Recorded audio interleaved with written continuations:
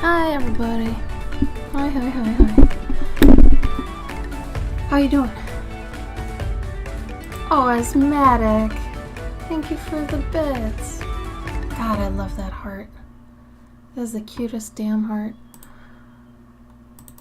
That's gotta be my favorite emoji out of anything on Twitch. Hands down. Hi, EB. How you doing today? Happy Thursday, y'all. So, Monday we tried to stream, and that didn't go over well. Our internet had some problems. I couldn't tell if it was me or, our signal or whatever. So we actually had a guy come out, and turns out it was a little bit of everything. It was our signal coming in was a little bit janky because they were having problems, but also he found out that whoever installed our internet had put in this weird thing to try to cool off the wire because it was coming in too hot or something. So this guy was really mad at the previous guy and had to change some stuff. And then the router itself was just having some sort of issue. So it was like a culmination of all these things that just were terrible. I don't know. So I don't even know how to explain it all. It just happened. So that's why Monday was a clusterfuck. So we're gonna carry on now with the painting that we were doing on Monday. I see what happened. I watched the replay. Yeah, it's such a pain in the ass. I hate it when stuff like that happens, but it's worse when it's like something that's not necessarily your fault, so you don't even know how to fix it. The thing that kills me is that it was so many, like a culmination of so many things. If it was just one thing, that'd be like, oh, cool. But the fact it was so many things is just bothersome. I don't know. It drove me nuts. Hi kittens, how you doing? Oh, I don't know. God, it's just Also, I'm trying to be high energy, but I immediately got up today, went out, mowed the lawn, did yard work, and I ate some food, I had some coffee, so I should be good to go, but I also might be a little just tired. I usually don't do yard work before I stream, so... Oh, that is not as bright as I wanted it to be. Hold on. Yikes. How are you all, though? How's your week going? We're nearing the end of it. Tomorrow's Friday. I'm excited because Sandman comes out tomorrow. I feel like I've been waiting decades for that. I wouldn't say a huge Sandman fan. Like, I know there are people that are way more into it than me, but when I read the book, or books, I should say, when I read the comics, I started and then I couldn't put them down until I was done with all of it. So it hit me pretty hard when it hit me. So I'm really excited. I like all the character choices they made. I think it's really stupid to get up in arms about casting choices and things nowadays, because a lot of the time when they do live action adaptations and things, it's going to be different than what you saw in your head, B, what some artist interpreted in a comic, or things like that. So you just got to kind of embrace it. It's another medium for the story to be told, so let it kind of breathe, let it do its thing. So I like who they chose, though, for a lot of the stuff, if not all of them. Morpheus, I think, is perfect. He even sounds like what I thought he'd sound like. But he looks like Morpheus to me in the comics, since it was made during kind of the 80s and 90s, he was meant to look like Robert Smith from The Cure originally, so his hair was really crazy and super 80s. But now his hair is like more scene hair and kind of emo, and I feel like that suits the times better, at least for this iteration of him. He has so many different versions of himself in the comics because he's just endless, so he's different ethnicities and all this stuff, but his main one, and I think he looks like a mix of Robert Pattinson, like Tom Sturridge, just in general, the actor that plays him, he looks like a mix of Robert Pattinson and Trent Reznor to me, which I think is perfect. He even has a teeny tiny little mouth that Morpheus technically has in the comics. Like, it's funny, but it's right on. Like, I think they did a great job. And Gwendolyn Christie is Lucifer, and I think that's dope. I don't know. Them's just my 2 cents. Yay, Sandman! Oh, thank you. Super cute drawing. Oh no, lots of classes shut down due to COVID? So that means, do you still have to then drive kids, or what happens with that, EB? Do you have to drive some? Do they only have some buses come out, or do they just cancel all of it?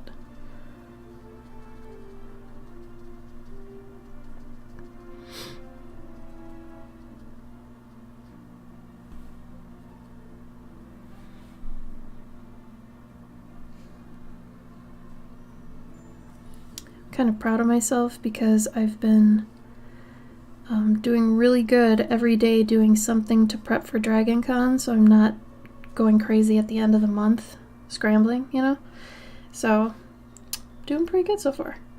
Proud of myself.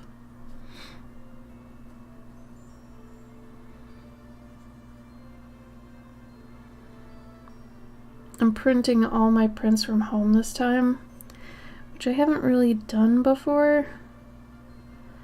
Usually it's really expensive to print at home because, the paper and everything.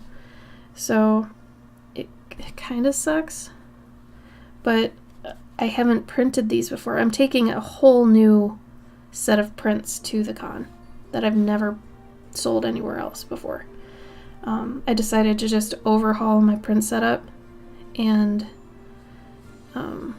do what I'm doing now. So there's a good chance they won't sell well, and I'm okay with that. Since since this is my only con of the year, I figured I could kind of be a little reckless with it. So I figured I'd use it as a test, and Dragon Con is a great place to get a wide test audience since there are so many people that go. So I figured, why not? Let's see what happens. So, I'm gonna do that. Oh my god, bubbles, what the hell?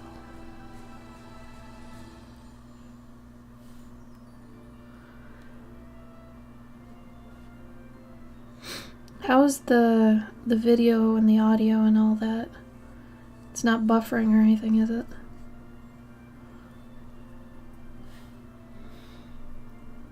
Hi, Bunny Cat. Welcome. You also love watercolors. That's crazy good. I'm with you. Watercolors are the bee's knees. I've been using them for a couple years, but I still feel like a novice, a lot of the time. So, I don't know. Ah, thank you, Kristen.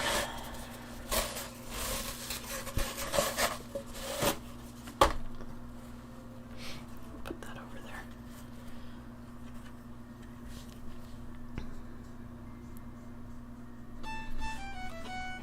Thank you for the follow, Bunny Cat. How's your week been?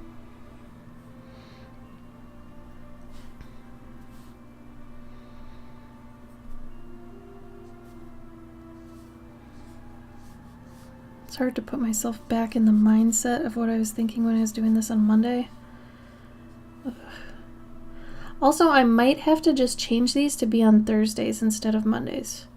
Turns out, after looking at Gabe's schedule, that Thursdays seem to be his like consistent day off, that they just give him off, so we might just do that.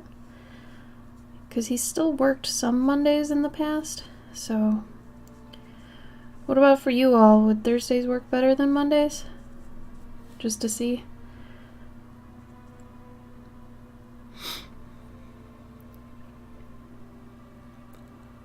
Doing Photoshop to make your dream room. Cute!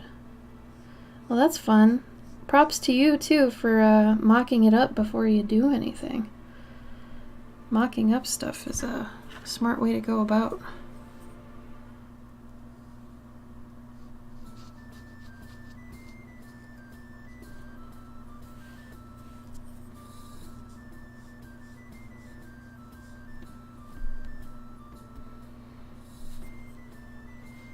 I gotta go get my references back up.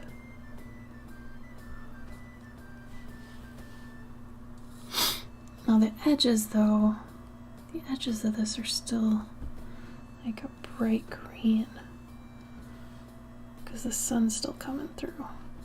So I don't want to give that up.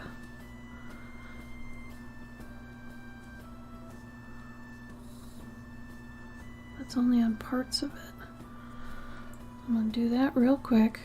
And I'm going to take this, go back in, I'm going to drag it so that it blends together.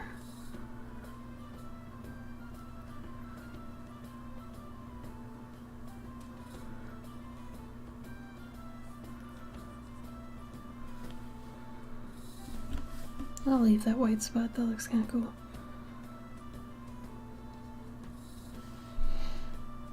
We'll see how that goes.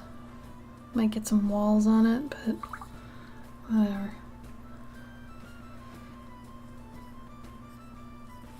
Oh, mini summer job? Oh, well, still got things you could do around the neighborhood, right? Could you mow people's lawns?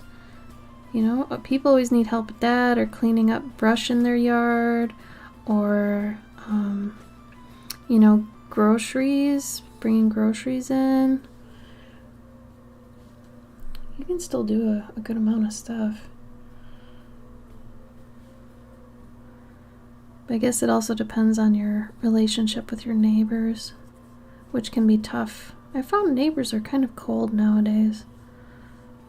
Like, we've lived here probably a year now, and only one of our neighbors has actually, like, initiated conversation with us. He's a really nice guy. But we have 2 across from us, 1 on either side of us, and 1 behind us. 2 behind us. And only one of all of those has talked to us, so. Hello, DM. How are you?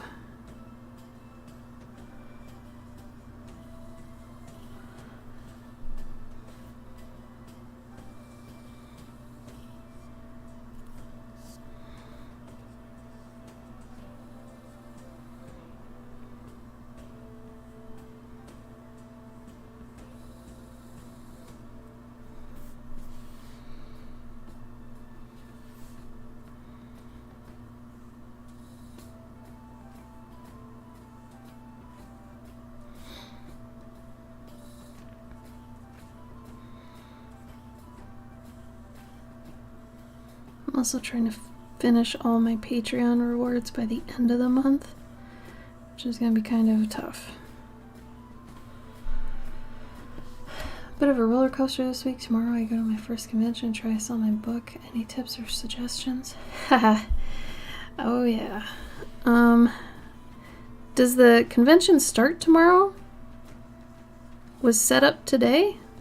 Or is it like a one-day con or something?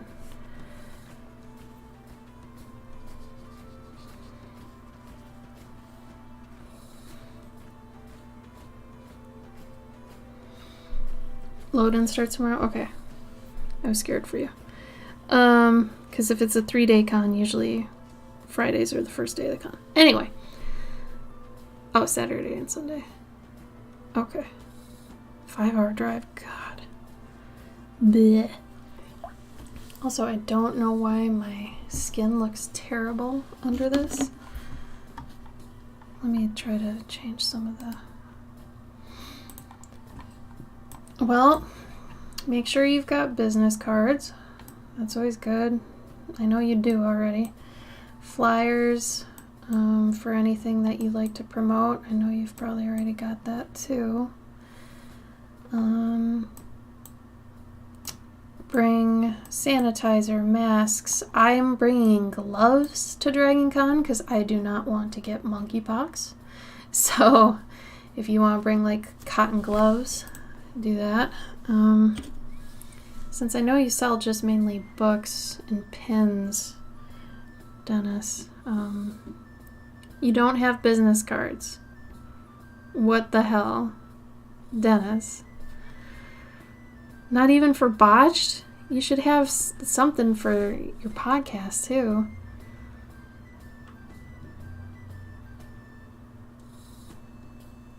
You should also think about giving people a perk for signing up for either Patreon or your Kickstarter that's there.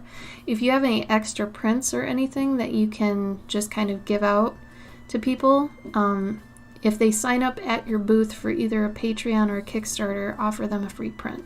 Like a free exclusive print that they can only get from you. I do that usually at my booth for my Patreon stuff. Usually works. Like, I've gotten majority of my patrons from doing like conventions and doing things that way. Because the thing that's hard about Patreon is getting people to sign up online, because they haven't met you, they don't really know you, all they've seen is your work. But when people meet you at a convention, you know, they get to see kind of who you are and the person they're supporting. So a lot of the time it's easier to do that carryover in person than it is to do it online. So I try my best to get people on board with those things while I'm at a convention.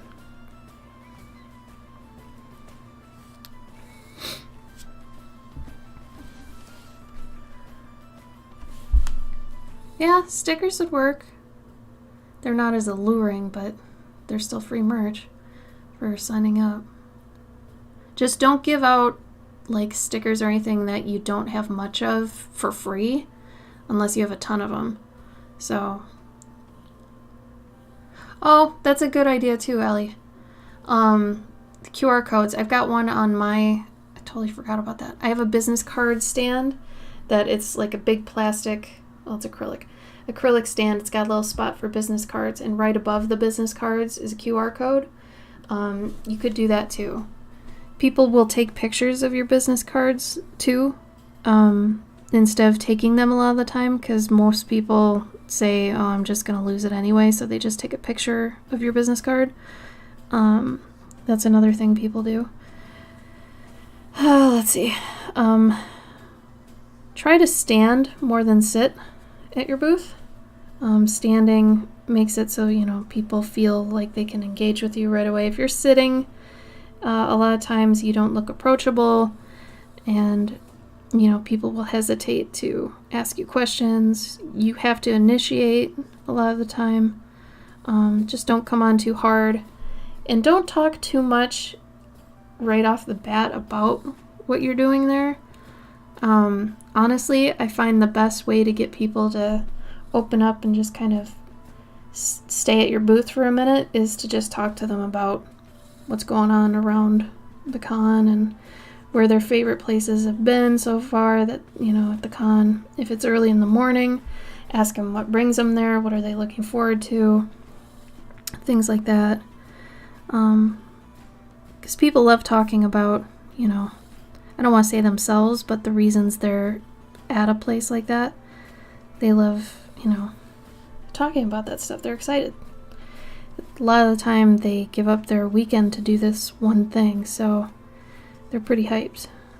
So talk to them about what they're into and whatever, and then if you ever see kind of an in about, well, they like werewolves. Oh, I'm Dennis, I have a werewolf book. That's what this is. You know, then you can make that segue. and you can do that pretty seamlessly without looking too tacky or money hungry. You never want to look really money hungry. There's too many people I know that they get too salesman-y when they're at their booth, and it just comes across as really desperate, and you'll want to just you'll want to try to connect with people first and foremost before you try to sell them anything. If they ask about what your stuff's about, cool. Some people just want to get to the meat. Other people, they just, they want to talk. They want to hang out. And then if you eventually get to talking about your stuff, cool.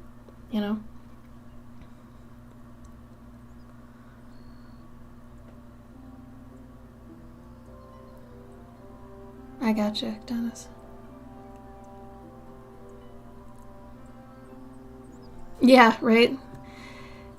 Taking pictures of cards. I'd say 25% of the people that come to my booth take a picture. And what's really nice is a lot of people ask before they take photos around your booth because they know it can look tacky. Like, they're afraid that you're going to think they're ripping you off or something. So they're usually like, can I take a photo? And you'd be like, yeah. A lot of people are really, really great about that. But if you have your business cards in a specific spot on your table, then you can usually tell when somebody's taking a pic of them and, go from there.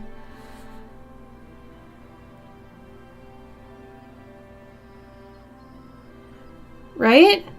Yeah. And you were really easy to talk to, Megan. Like, that was part of me loving seeing you every time, is you were just, instead of feeling like you were a customer, you never felt like a customer. It was like, oh, my friend's here. Yay. We get to just talk about things. And I was just like that more than anything. Channel points are nice. They can be. Let's see. If you can always bring a buddy, because then you can go to the bathroom. But if you can't bring a buddy, don't drink water all day so you don't have to go to the bathroom. And then when you get back to your hotel room or whatever, then pound water. Unfortunately, I'm usually going to cons alone nowadays. So my husband has to stay home with the dogs because they've got some anxiety. So he stays home with them. We used to do cons together. He'd table, I'd table. It was really fun. But times have changed. Family now, blah, blah, blah. So since I don't have anybody to watch my table, I can't afford to do bathroom breaks. So I know it sounds crazy, but that's what you gotta do sometimes. Some cons have it where one of the con people will come by and watch your table while you do, but the problem isn't so much that as it is waiting for, like, the line for the bathroom. So it's just, it sounds crazy, but it's not worth it. But obviously if you have medical things you gotta do and whatever, that's a different story. But I'm saying in general, if you can, it's a way to avoid weirdness, avoid stuff. Let's see. I mean, it's kind of easy for you, Dennis, just because you're doing kind of just a promo table. You're not trying to really sell anything. You're just showing off your Kickstarter, your Patreon. That's basically it, right? Like, you're not selling the first books yet, I hope. Unless you've already sent those out. Because if people know that you're selling the first book before they got it from Kickstarter, they're going to probably be pissed. Oh, you are selling books? Okay, then I wouldn't show any pictures. Sometimes people get really upset. Rightfully so. I mean, they gave to the Kickstarter and somebody could, have the book before them. Just know you could face some backlash, but I'm sure most people would be okay with it. Oh, they've had it for weeks. Okay, never mind then. Forget everything I said.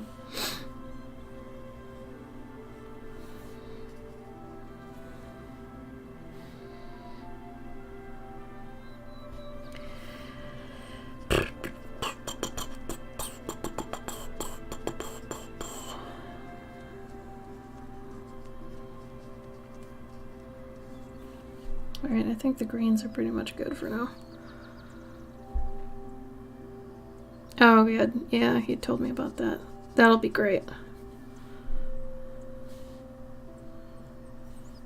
Just make sure they don't get too pushy. You get somebody who's too pushy where they're like leaning into the crowd and the crowd's avoiding them. If you notice that happening, pull them back. Some people can be coming on too strong, and if they're pushing, the crowd away as they're passing your table, pull up.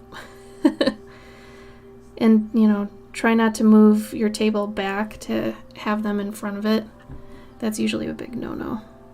It's really tacky, and other tables will be mad at you. Me and, if anybody knows Art of Price, Sean Price, we were at Awesome Con together. Like, we had traveled there with Gawky too, and we were tabling next to this guy who had moved his table back. Like, Sean was on one side of him and I was like a table or two down. He pushed his table back, so it was like table, his table, and then the other table. Like, the line of tables, you're not supposed to move the table. Okay, keep the table where it is. Don't take the table and move it back. Okay, just so you could stand in front of it or something. So this guy was standing in front of the table and had his book, and he was just shoving it in people's faces. And he's like, "Hey, you got some money? You should, buy my book." Like, he was being incredibly money hungry, desperate, tacky. And the worst thing was, because he was doing that, everybody who was coming up to the tables around him didn't want to even go near him. So that affects everybody basically in that row, because everybody who's looking on that side to look at this guy now is looking on the other side. So just to avoid him. Eventually, I think Sean had gone to talk to the con head to tell them, hey, this guy is just affecting everybody. And they told him to move his table forward again and to, cool it, because he was just getting insane. Sometimes you gotta do that kind of crap.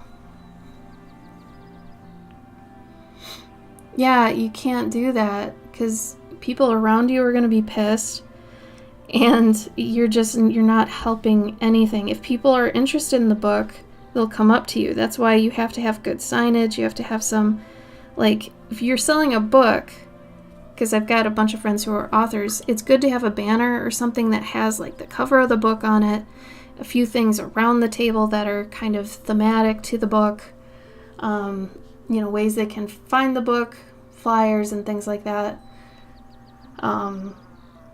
Obviously if you have a couple copies of the book, that helps. So things like that, because, oh my god, it's weird. I feel like authors usually are a bit different than artists when it comes to that sort of thing, but it was just incredibly rude, that guy.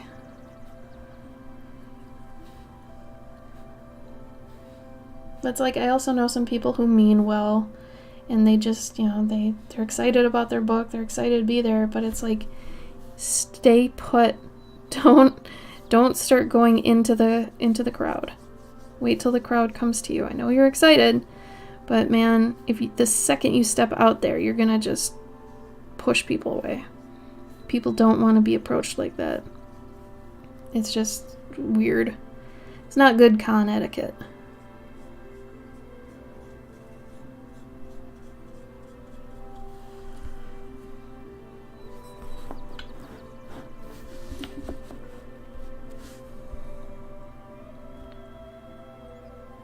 You got a goofy animatronic werewolf? That's great. That's gonna bring people over. Doesn't howl, does it?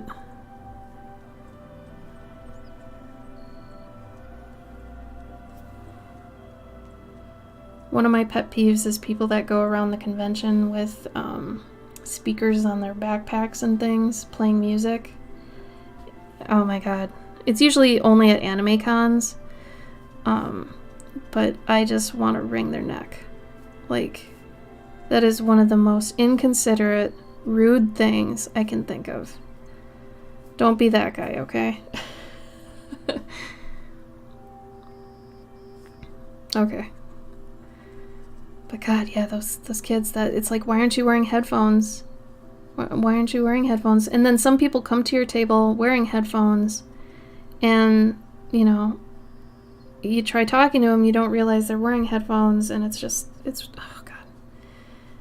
Some things, it's just weird. Cons are weird. There are so many things you have to get accustomed to.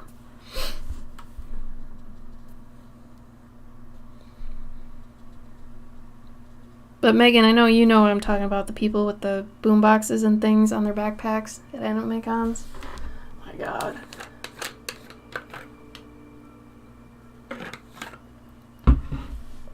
Drives me crazy.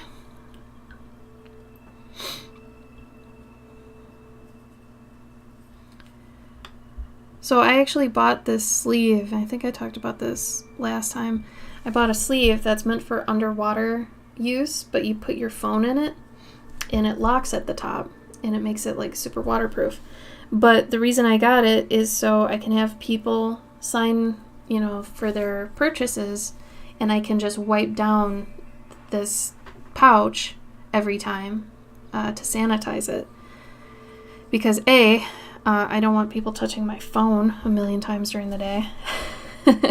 And B, I'm sure they don't either, you know?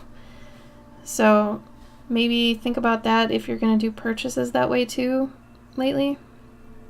I'm not doing cons enough lately to buy one of those like square stands, the ones that have like an iPad on it or anything like that. If I was doing cons again super hardcore as much as I used to, where I was doing like 2 a month, I would definitely invest in one of those, because those are awesome, but they are expensive. But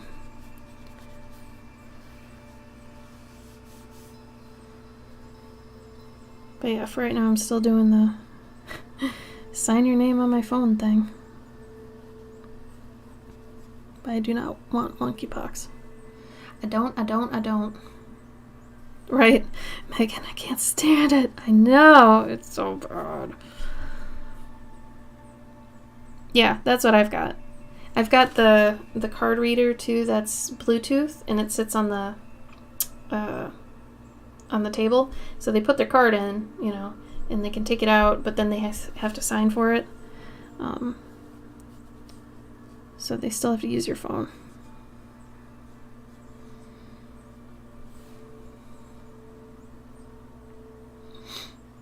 Jesus, really? Oh, well, you'll get used to it really quick. Always bring some snacks too, like some almonds or raisins or something healthy. Also get some of those little flossers that are like little plastic things for flossing, because you'll be eating something and you'll get somebody that just comes up out of the blue and you'll need to talk to them and you'll have stuff in your teeth. So being able to quickly floss is one of those things. So I always have those with me. I always have some chapstick because your lips get dry from talking a lot. What else? Have a bunch of pens. You'll be surprised how often you need a pen. Have a notebook or a pad of paper, because you're going to get people who are interested in things or want to take down your information or something else or someone else's. You'll have to write something down at some point. So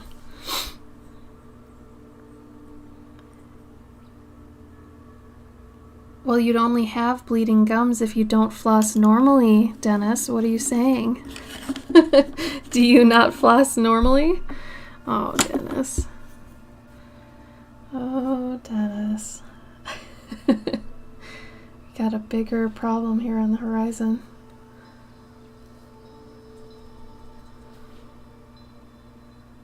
Oh my god, electric toothbrush does not get it. I have an electric toothbrush I use, I have a regular toothbrush I use, and I have flossers I use. And regular floss, actually. You'd be surprised how much an electric toothbrush does not get. I have the worst teeth in the world, that's why I have to actually, like, take good care of them now.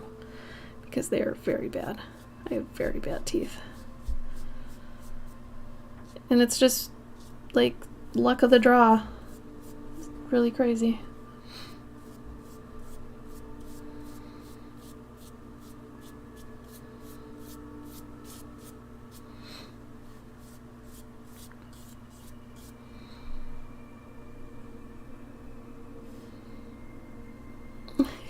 You're gonna pay for it, bro. You're gonna pay for it.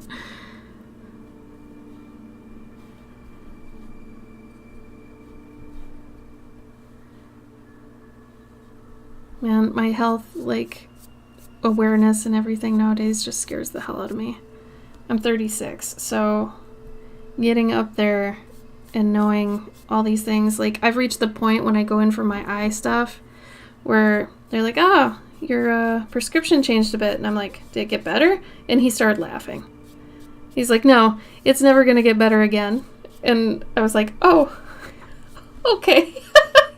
So then we both started laughing, and it was like this super awkward, like, you knew that. Why did you ask that question? I was like, oh my god. Ugh. Dude, I can't tell you. It would be awesome to do that, but I had a tooth extracted probably about 10 years ago now, and they said if you don't fill in that hole with it's like a fake tooth. I don't want to say it's a prosthetic tooth, but there's a word for it. It's like a fake tooth, but they have to put a metal thing in your jaw and basically a screw that pops up through your gums, and then you screw on the tooth. And they said if you don't do that, the tooth above it is going to sink down. And I can feel it, and it has sunk down a little bit.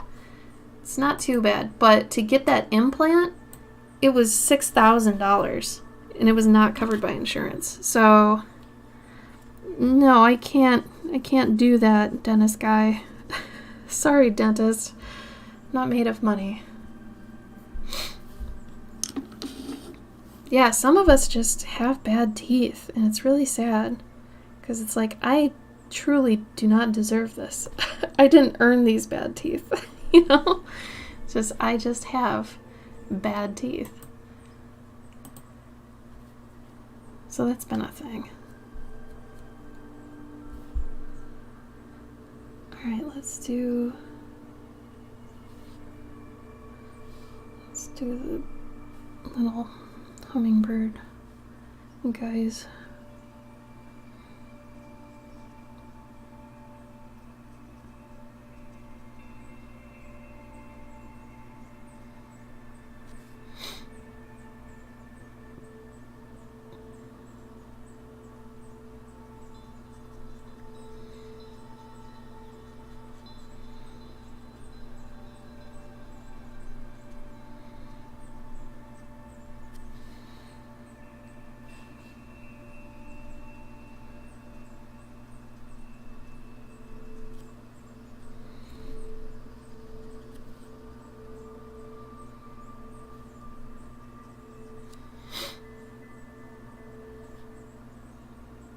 Genetics, baby! Yeah, man. So stupid.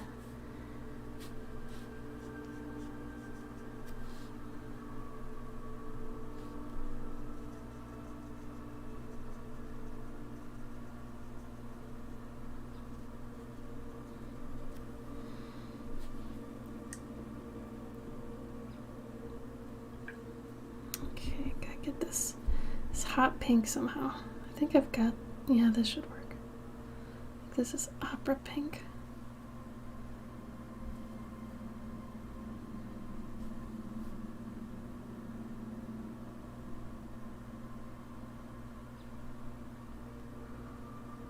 You people know each other? How do you know each other? Oh man. I didn't know you guys knew. But I mean, you're running the same game, so that doesn't surprise me, I guess.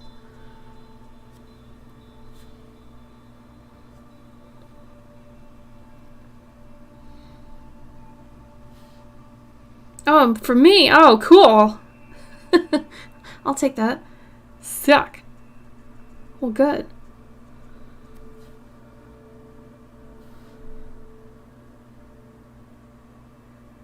Oh, cool. Oh. My friends are friends. That's perfect. You both do voice work too, and you're both very good. So that's so cool. There's purple here, but I don't know if I want to put it up there. I don't know. I don't want to do it. I don't want to. I'm going to wait till it's dry, because I have a bad habit of doing things when they're wet. This is going to be one of them pretty hummingbirds, and this is going to be kind of a bleh bird.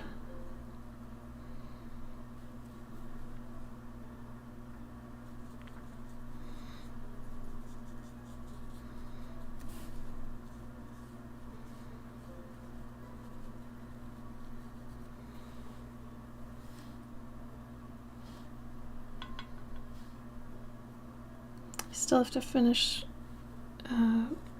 lining the piece we did last week so I can fucking post it tomorrow. I'm supposed to post it this week, totally haven't.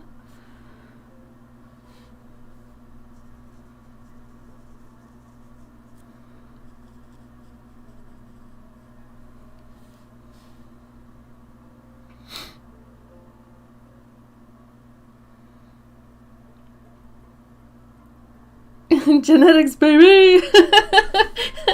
I love that that's becoming your thing. Baby! Yeah, oh my god. There's so much to do.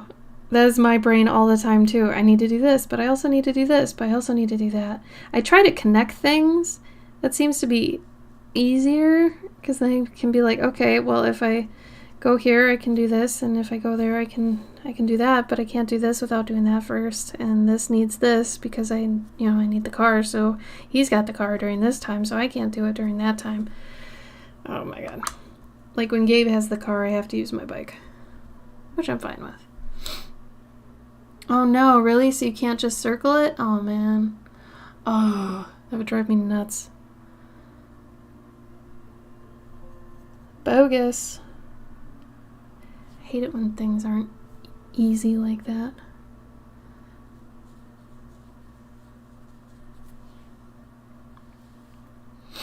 This is tough because this bird is like, it's pretty, but it's also just a drab kind of bird. It's also got green in some spots, but not all spots.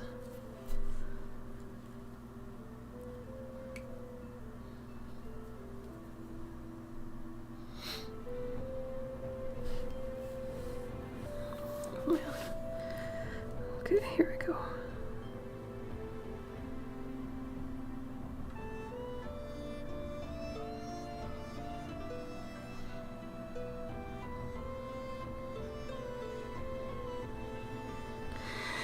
Can't breathe when you do it. Gotta hold your breath.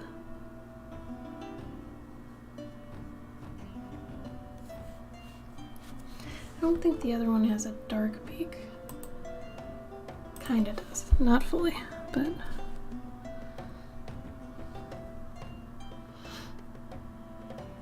I'll make it lighter.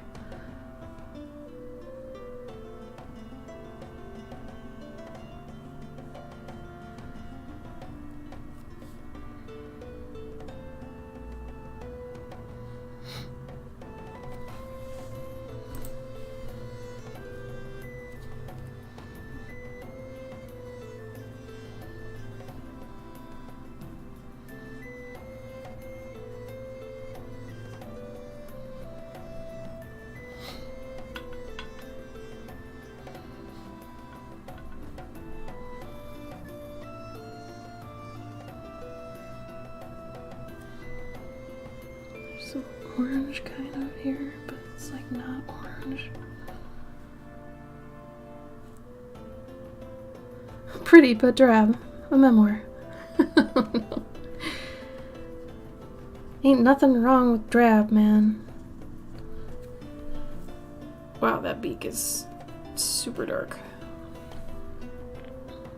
That's okay.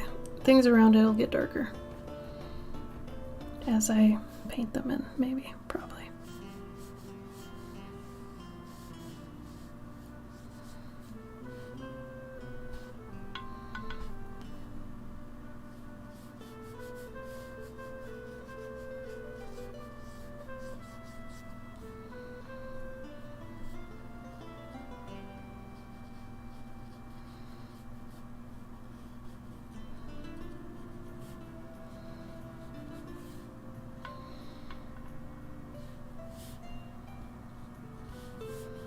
Anybody have fun weekend plans?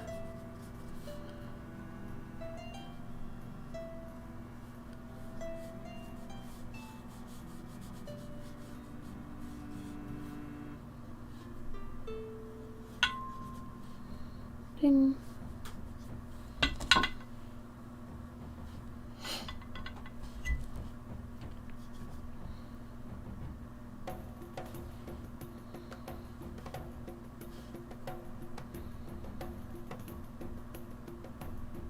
Oh god. See, I would never do that. You're a brave soul. The only way I would ever keep doing cons is just not having a full-time job. That is not... I need that day after a con to rest. Like my brain and everything else, it's too much. Too many people. Like if I had to deal with people the next day after a weekend-long con vending experience, I know I'd get fired. I know I would. I would be mouthing off to people left and right. I mean, unless it was a really tight-knit workplace and I could be like, yo, nobody talk to me for all of Monday. Can't do it.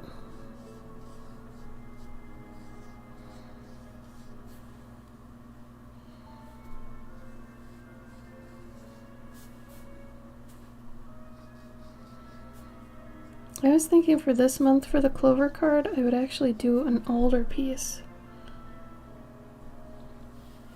I thought that could be fun.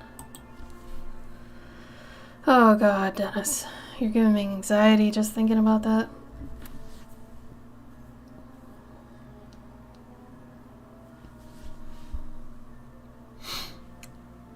You're going hard, I'll give you that.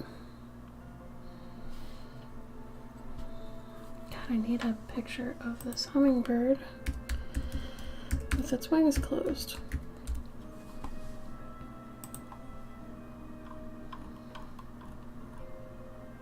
Oh.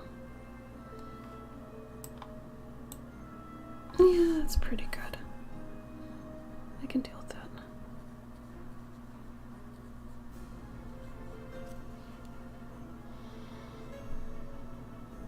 Oh yeah, that's right. Well, don't forget online shops, too.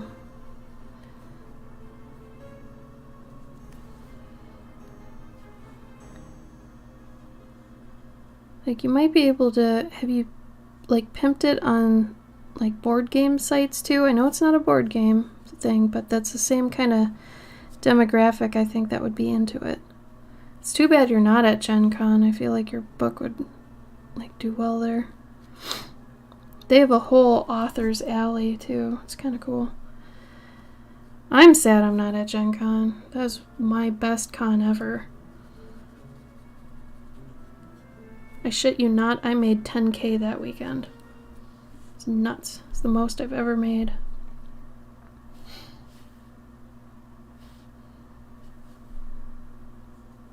And it was like the only time I've been to Gen Con, too. I would love to go back. Yeah, definitely try next year, especially since you'll have at least 2 books, if not more.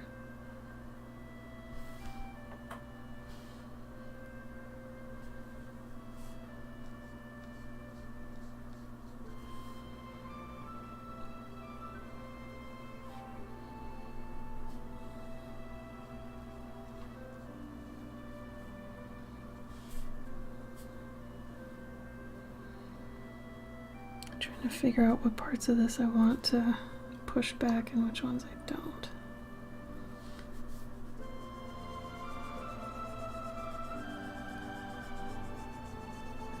this to be such a hard edge.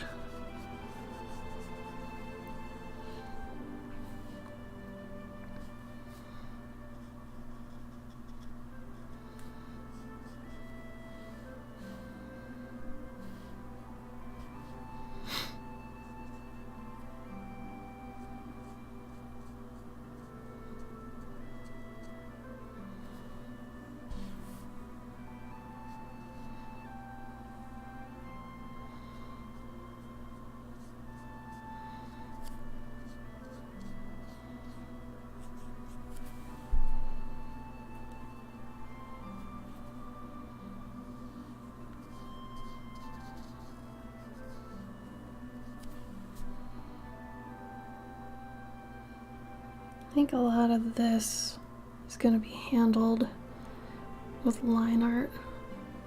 So I'm okay if some parts of it are kind of blotchy or faded. So I'm just going to line it.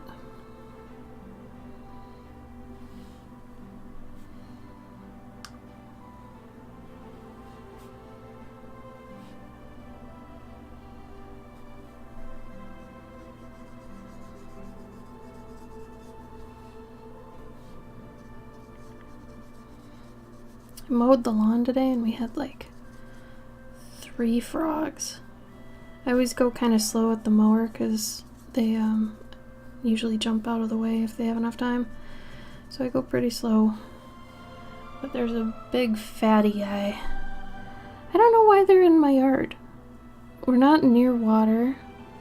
I don't know what's going on there. Oh, why? You think people won't give for it? That sort of thing? I know we can't afford anything right now. That's not what we need. It's getting bad for people like us. We're technically poor. So I better bring back a lot of money from Dragon Con or else we're fucked. Gabe's applying to like 4 jobs every day. Things are kind of rough right now. I think I might do some more blurbs in the background. Just random, kind of alluding to other leaves.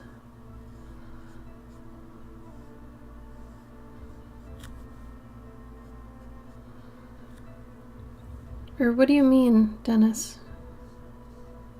Is that what you meant by inflation? Like people can't afford to give to the Kickstarter? Is that what you mean? Or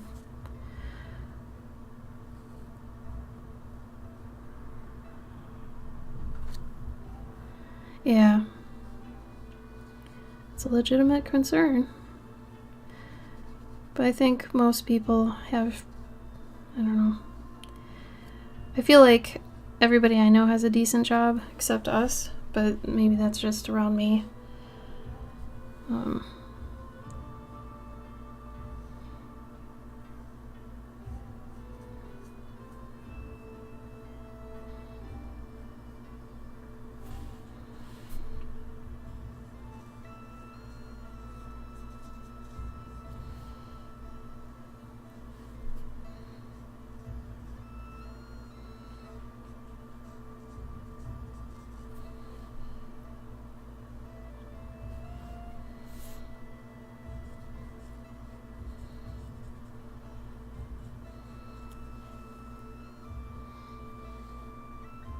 Oh, really? Yeah. That happened to me recently, too. I was up at about... I actually lost... First off, I lost like 6 patrons last month. And then this month, I gained like 6. But then I had probably about 7 people drop. And it was... It's rough. It is rough. But yeah, I always assume it's because of finances.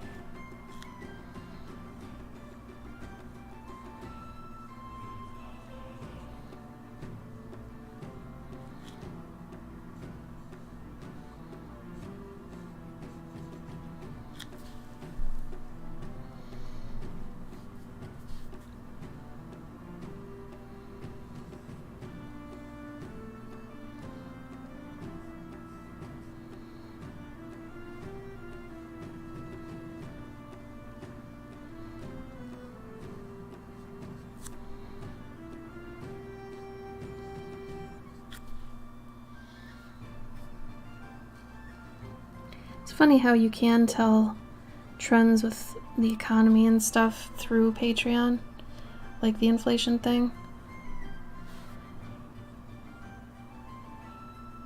Like it directly affects you.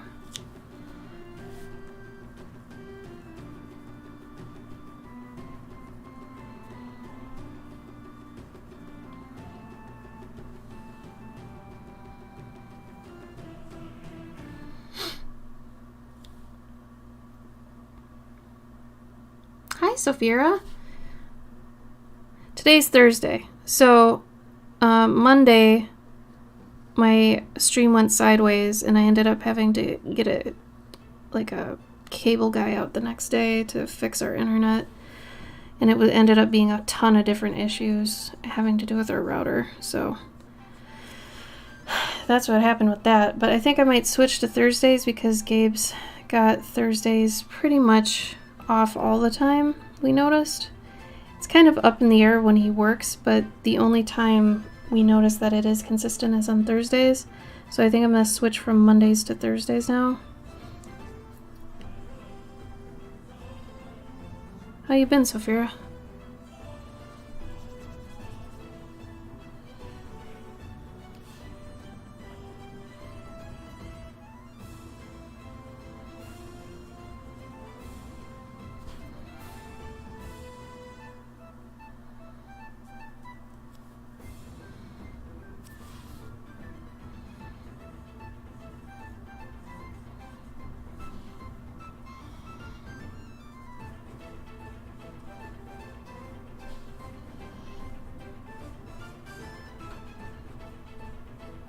Staycation? Nice. Well, that's fun. Ain't nothing wrong with a staycation. Things are okay. I don't know, money's shitty right now, but you know. I don't want to get monkeypox, all that kind of shit.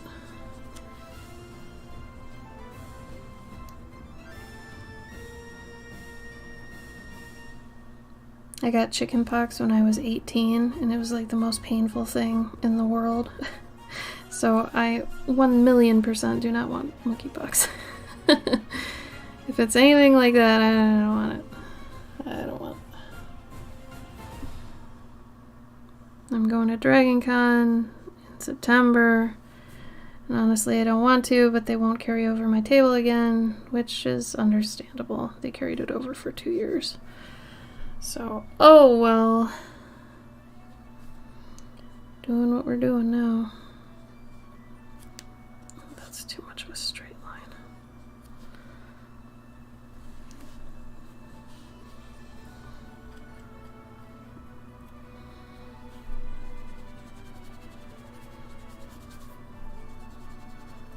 Blur it a little bit more. I'll do some really blurry ones. They'll look like they're far off.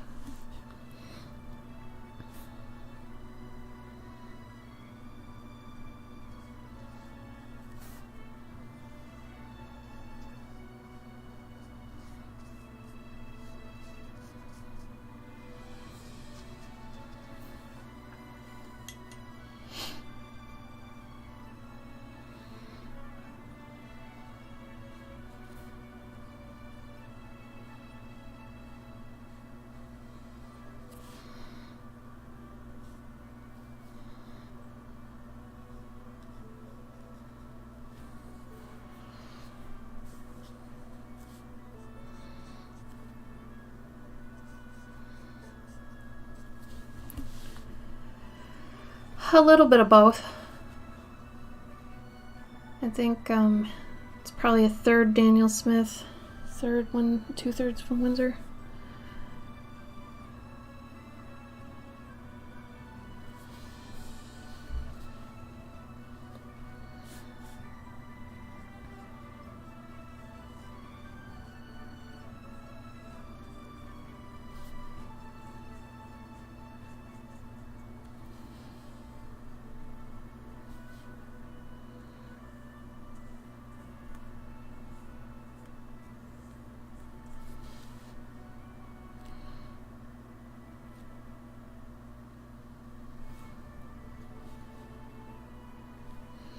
This is for my Bicker Burrow series that I've been doing with all these animals that are swearing at other animals. It's like vulgar Beatrix Potter.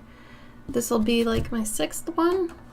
You can look at them all on my Instagram. I've also got them on Twitter, but I will put a link to the tag just so you can look at the other ones if you want. They've been fun. They've been a nice way to kind of chill.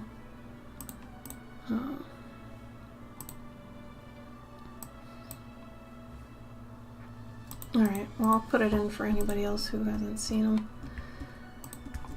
Yeah, they've been a good time. I've been enjoying it. They're silly. I don't know. And honestly, I needed a change.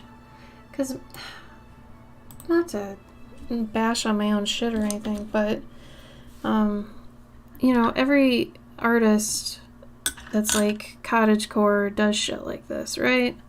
We're all doing cute animals. They've all got clothes. So it's like, what am I doing to set my stuff apart? And the answer for a while was nothing. Like, it was just another thing. You know, everybody else is doing the same fucking thing. There's 100 million artists doing the same fucking thing. So I was like, well, I gotta do something different. So I just added swear words. You'd be surprised at the difference in, you know, people relating. Turned out pretty good. So I'm going that route for a bit. So every stream I'm doing one of these. And it's a nice way to just kind of chill, you know. I might end up having to cancel streams this month. I'm not going to say right away if I for sure am. But if I get to the point where I'm not getting enough done on prep for Dragon Con, I'm going to probably have to pull up. But just in case. But I am selling them all too, so thanks, Bunny Cat. No, I would say I photoshopped maybe 2 of them in. The make your own damn pie and the bear whose butt was stuck. He's photoshopped, but all the other ones aren't. So it's kind of fun.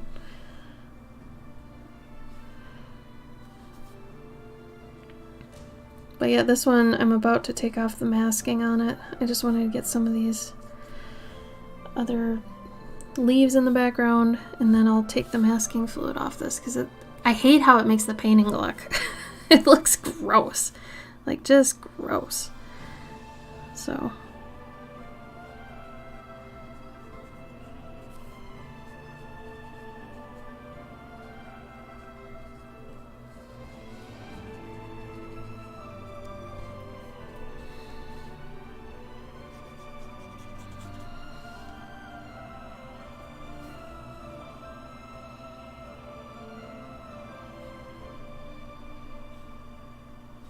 Okay.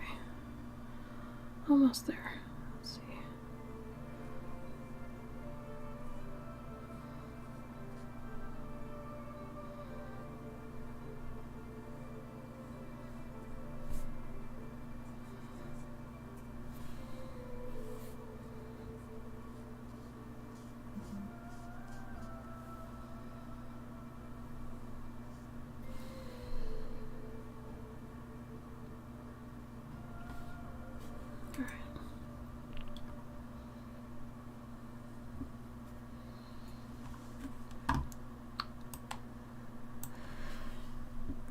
Retro animal pastel. Cute. I would say that's closer to my pet portraits that I do, because I use pastels on those. But yeah, I feel you. Oh, I was like, what the hell was I just gonna do? Put some bright yellow in a certain spot here.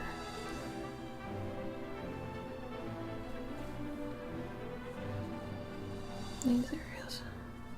Just white. Make it really yellow.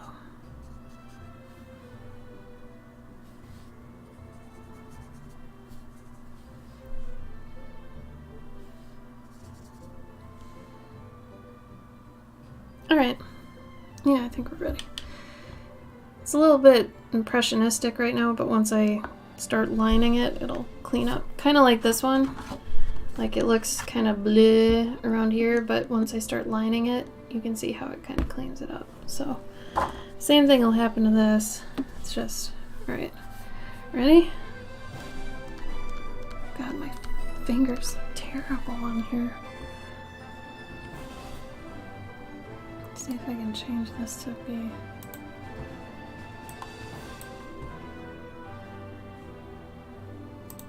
What happens if I just do...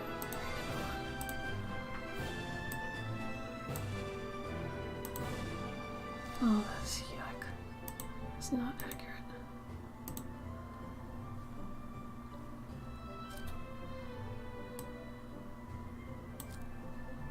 That's a little bit more.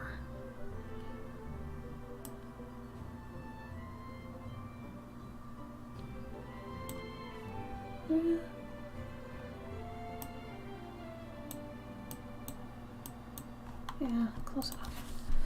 Okay, here we go. Here comes the peel.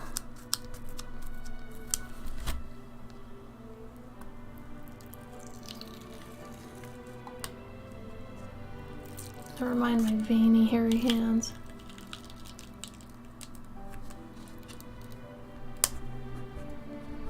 Go, you little bastard.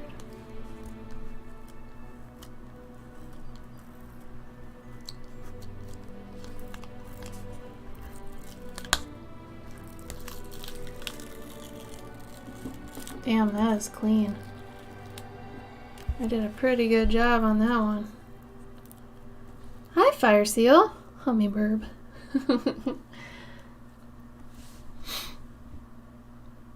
Okay. Crisp.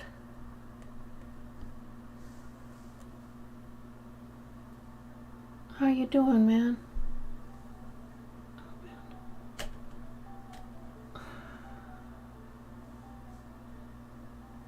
She is saying you're such a rich bitch, Amber.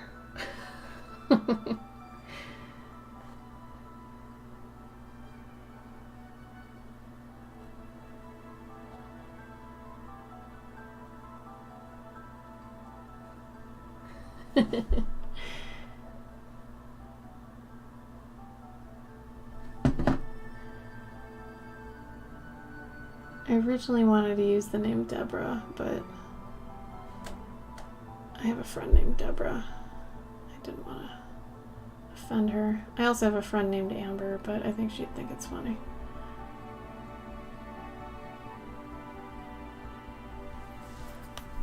Lazy brain, but luckily work has lazy work for me to do. That's good.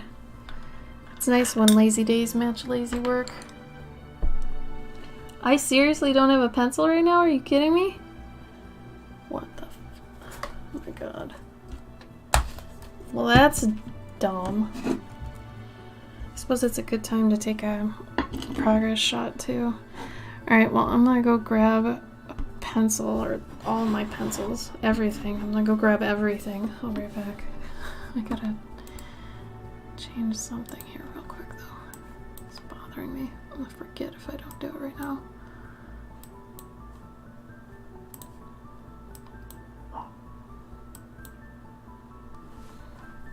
It's a little bit...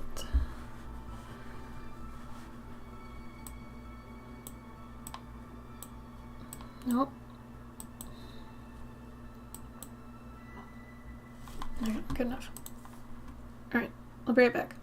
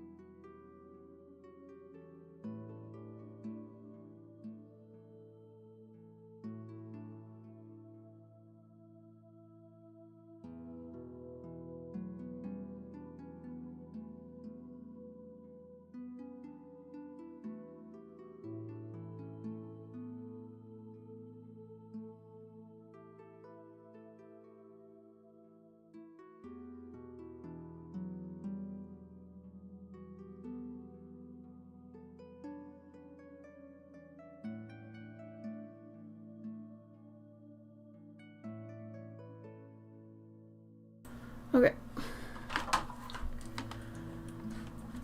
I might just stay on and stream for a while today and finish up both of these, because I gotta do it anyway. So why not, you know? Okay, I have 1,000,005 pencils that I have to sharpen. Don't worry, I won't do it on the camera. Or on the microphone, I mean.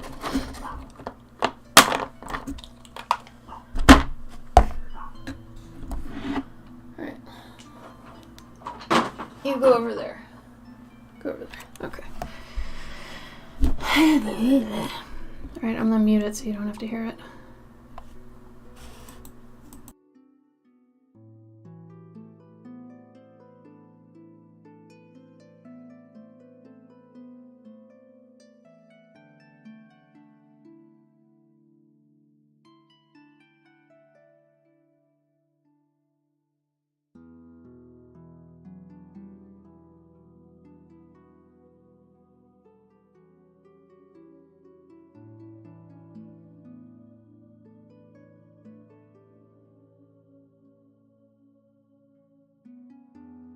Alright, should be good. So I'm gonna take a picture of this real quick. Son of a bitch.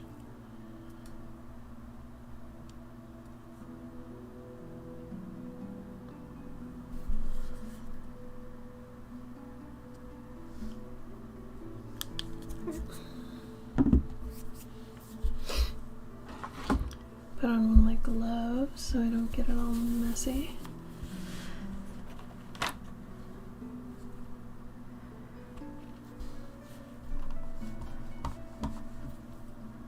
You ever had your iPad next to your computer monitor and you try to mouse to the iPad? Yeah, I just did that.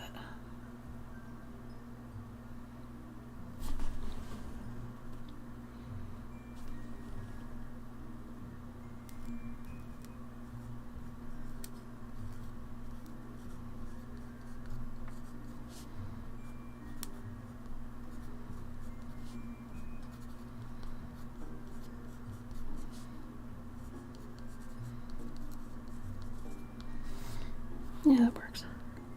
I like the handwrittenness of these. Because I have terrible handwriting. And it always looks really aggressive because it's always in caps.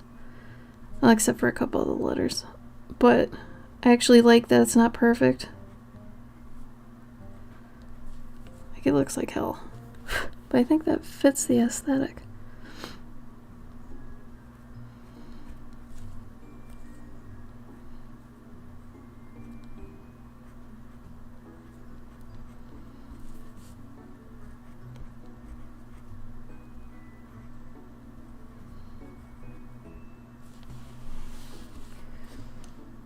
Yeah.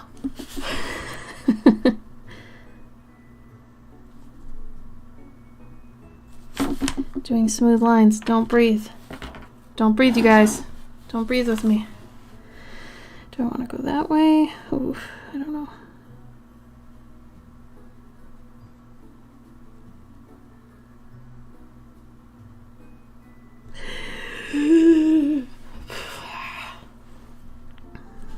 Don't go like that. Oh my god, my hand's shaky.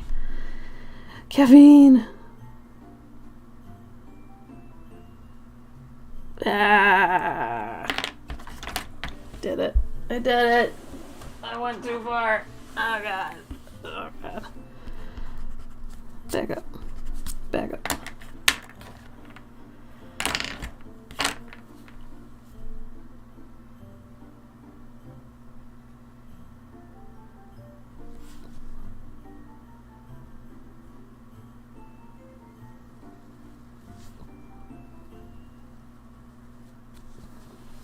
Ah, son of a biscuit. That's okay.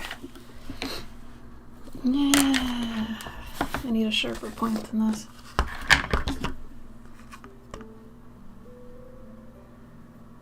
Nope. Nope, no part of the story. Hopefully it gives its own context. Little Miss I've got the better house on the block, and my children are beautiful, and I'm beautiful, and this poor person over here stuck in the crack of the tree. It's commentary. No, I don't know. Not necessarily.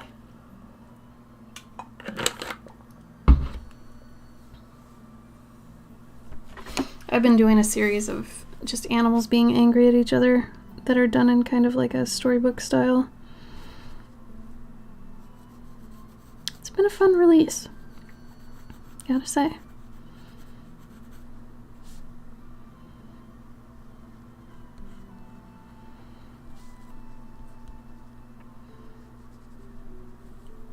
Oh my god, I just saw a piece of lint move and I thought it was a spider and I was like, god damn it. No, you aren't. Not today. Oh my god. Ashley. Oh, thank you. Yeah, I do stories. I have a lot of stories actually I'm getting ready to do in the next year or so. But, for now, I just do little snippets. I actually do 2 stories a month on my Patreon. I do one that's on the back of these cards. So this was another one that I did recently, but they all have a story on the back, having to do with the illustration on the front. These are called Clover cards, and you get an extra one when you sign up. It's a rare. It's got foil on it, and this also has a story on the back. But every 3 months you get one of these that's in the same universe of Cloverkin and her little world, you know. And it's kind of a continuing universe story where each of these is different every month. So there's those. And then every month I'm also writing stories about these little guys. Oh, was this last month's? No, this is June's. This is June's card. June's card's sitting around here. But, let's see. I also do stories like this that are kind of a cute story about a creature I make up every month, and then I give you stickers. This one's upside down. Stickers that have to do with the creature, and then you also get kind of like it's like kind of like a horoscope, I guess. This has to do with it too. And you get them caught in a little bottle as well. So if you have the Curious Collector case, you get them put up on this little cute bookcase type thing. I don't know, I think it's fun. Little lint rolling like the Wild West. It's true, it looked like a little tumbleweed on my desk.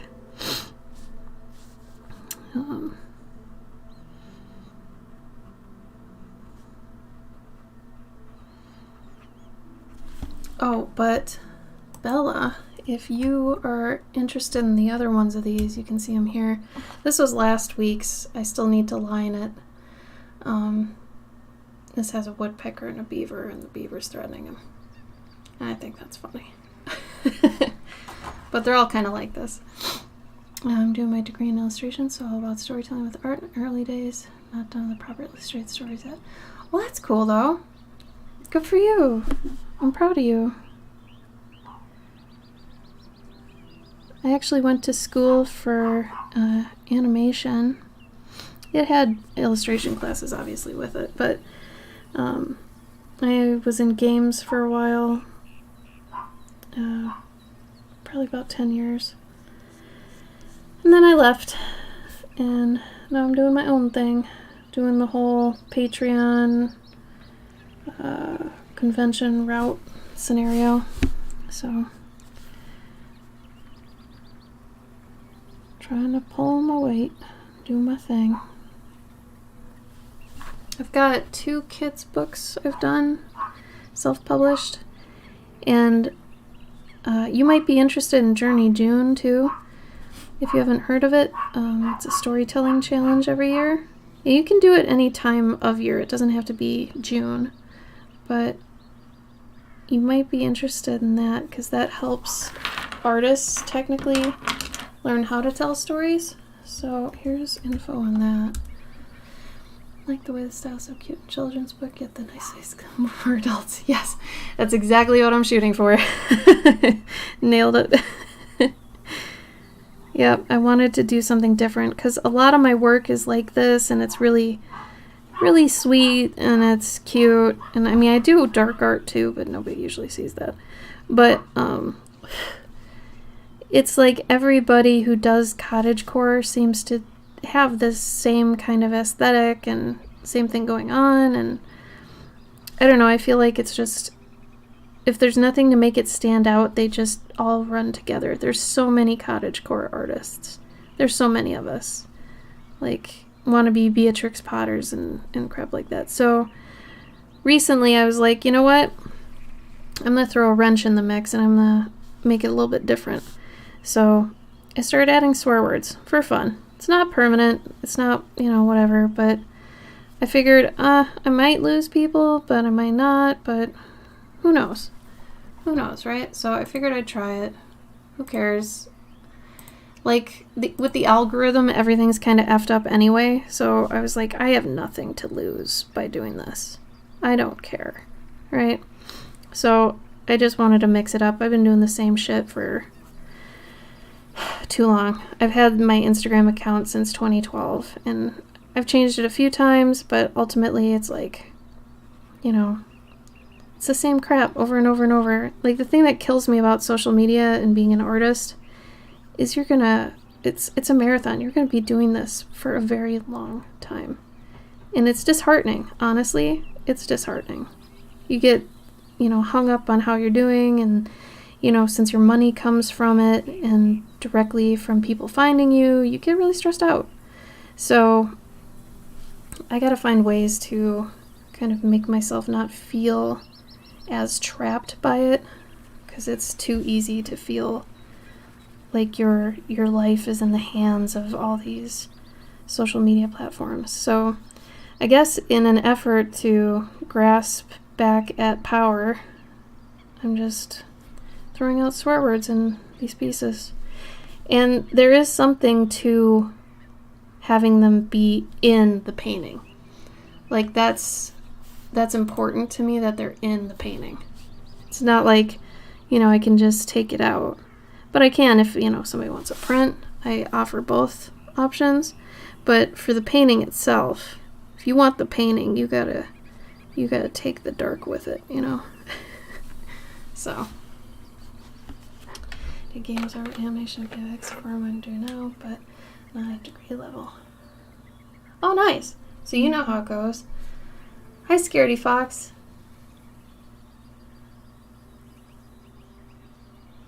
Time zones, yeah. Well, I'm glad you're still hanging around. I do remember your username, so I do appreciate that. But yeah, you're gonna, I tell people your dreams are gonna change throughout life. You don't just have that one dream that you work, your ass off to get.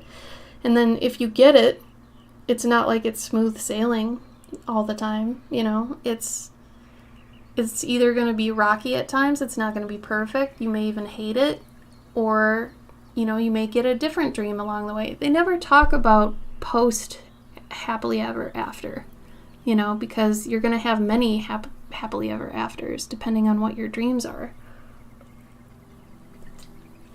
And what even sucks more is sometimes things will be out of your control. And this is a dose of actual adult coming at you. Adult life, inflation, all that. Sometimes you'll be doing your dream job, and you'll have to take on an extra job that has nothing to do with what you do. And it might be to feed your family or, pay the bills. Like, you have to do things sometimes that you don't want to do just to survive. And if anybody gets on your case about that and they're like, oh, well, you're not a successful artist then because you can't, make a living off of what you're doing and anything like that, you can just punch them square in the face because they don't understand. Like, so many people that either have tons of followers or something like that, they don't believe you're a real artist if you're not doing art all the time or, anything like that. That's bullshit. Don't even listen to that. You do what you gotta do. It's not just a life of art, it's just also a life. So you gotta do what you gotta do to survive, And just because you can't do an art job for a while doesn't mean, you can't go back to it at any point or anything like that. It bothers me when people get on their high horse and they're like, art has to be this or art has to be that, and you're not an artist unless you're doing this, there, or the other thing. It's like, shut up. Shut up. Art is art for a reason, So if your dreams change over time, let it happen, because you're going to be happier doing whatever you want to do at that time. Like, go with your passions, I see that happens a lot more with, like, celebrities and actors. Like, I actually just read an article last night about the actor that played Charlie Bucket in the original Willy Wonka. And he ended up going into veterinary dietitian stuff. Like, he ended up being a veterinary dietitian for cattle specifically. So how crazy is that, Like, he was a child actor and he ended up, going away from it. And you hear about that a lot. But, you can do the same thing. You can do art on the side. You can do art as your main thing. It's whatever you want. Whatever you feel like is more you. And nothing's forever, so just have fun. Have fun, make money to get by, and do your thing.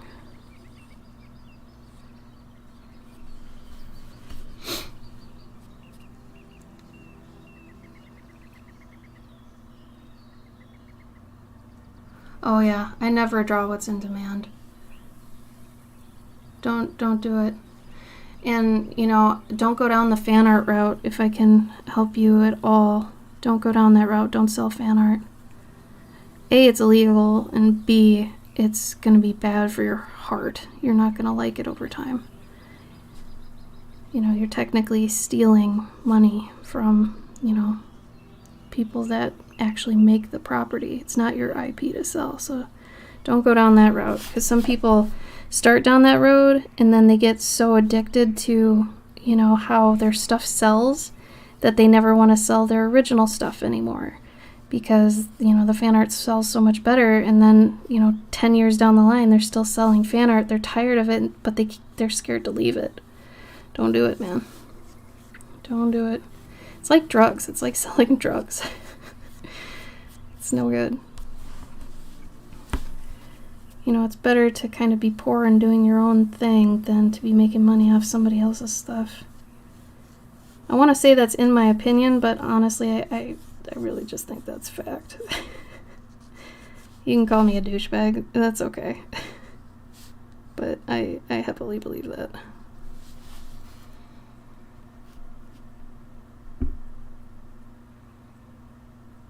Yeah, so I usually tell people, instead of doing fan art, go get a job, like doing anything else. Don't steal,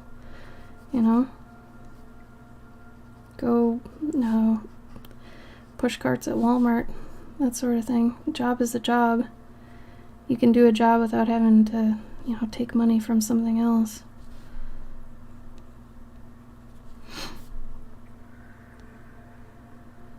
But again, that's my 2 cents. It's just a dark road filled with, like, lots of different moral landscapes.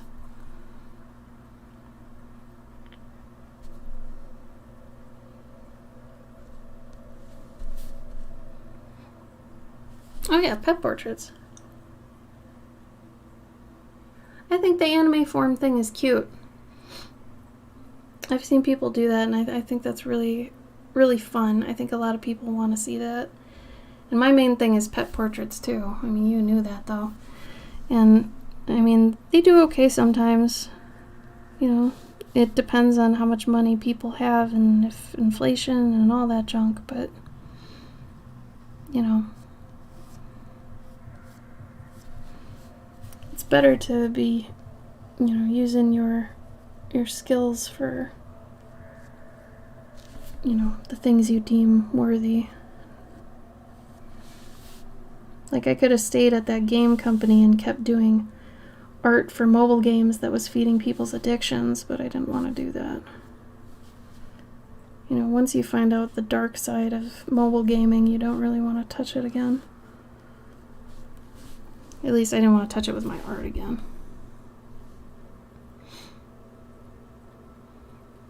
And books are great. If you're going to write your own books and illustrate them, you got to start writing now. Because you can't just wait until you have time and then write and expect it to be good. You have to kind of become a good writer as you're, you know, increasing your art. Oh, and that's why you gotta give it a unique spin, you know? Have you tried doing pets in anime form to go along with your human form? Then you could draw humans with their pets in anime, you know? And it is flooded. I'll agree with that. But that's why I did pets in armor, and I do it a certain way too. It's not just medieval pets, you know. Because a lot of people, my problem is I have to contend with those stupid things that Photoshop your pets onto old, like, historical figures. First off, usually those are stolen. They just go on Google and take a, you know, famous painting, and then they just Photoshop a dog onto it. Bullshit. Hey Wes, thanks for the bits, man. But that's what I gotta contend with. But I mean, you could totally do your own thing still.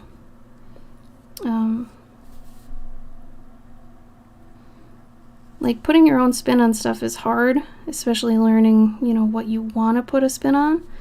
But you can do it. You can totally do it.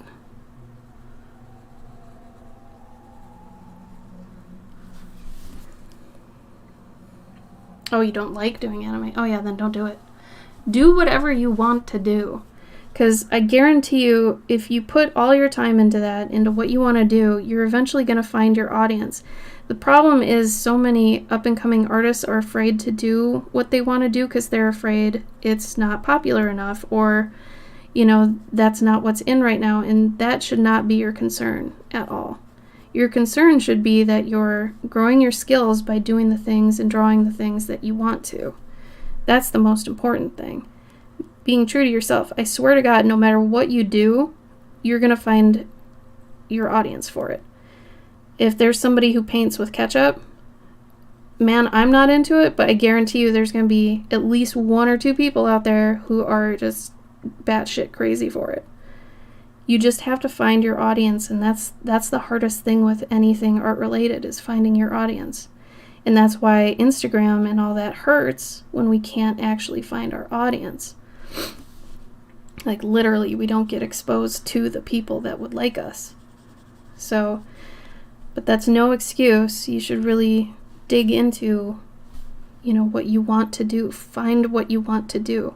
If you don't know right now, you have to figure it out, because that's one of the hardest parts of being an artist. You're going to change what you want to do over time, but you have to learn how to find it, how to find out what you want to do, like, and how to do that the quickest, you know?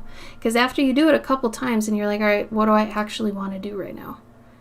And you're able to kind of take your feelings and find that one thing, then you can do that easier later, you know? But when you first start off doing it, you're just going to throw up your hands and you're going to be like, man, I don't know. So that's when you just have to start drawing things that you like, you're into, whatever, and eventually you'll kind of wean yourself off of whatever you were doing, and you'll direct yourself closer to what you want to do. It takes a while. It really does. There you go, Scaredy. Exactly.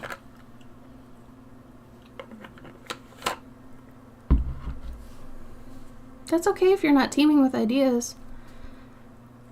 Yeah, and when you know social media is the purpose for your, like, feelings of bad, you gotta detox. Anytime you know that your feelings are because of social media, detox. Walk away from it for a while. You know, if you still have to post and walk away. Don't keep refreshing. Don't stay there. Don't do that stuff because it's just going to make you sicker. You have to walk away for a while. You know, do whatever you can to kind of not think about it for a bit. And go back to what makes you happy. Go back to drawing the things you love to draw. When no one is watching you, what would you draw? If money wasn't an option, what would you draw? You got to think of those things. Because that's what's going to, in the long run, make you the happiest. And that's going to change over time too. It's not going to be one magic fitting thing forever. But for right now, it's okay. You'll be okay. You just got to ask yourself, what do I want to do now? You know, regardless of what social media says or what everybody else is doing. Because I get it. You'll see something on either Reels or TikTok and you're like, oh man, I have to go do that right now. You know, because that's relevant right now. And, you know, maybe it'll help me get more people and blah, blah, blah. Don't do that. Don't do that knee-jerk thing. Because it's going to derail everything else you're working on. And it's just going to make you feel like crap if it doesn't turn out the way you are wanting it to, expecting it to. Because you're having expectations then by, you know, how well that person's did. And then you're just going to be like, well, if theirs did that well, mine should do that well. And then you feel bad about it. It's just this cycle of feeling bad. You can't let that dictate what you do.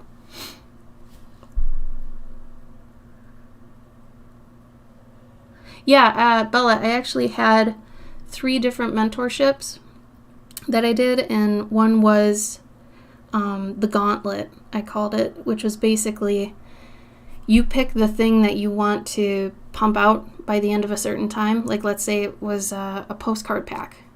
Like, that was your big thing that you wanted for whatever, a themed postcard pack, but you had no idea where to start, and you're really bad at keeping yourself, you know, accountable for it.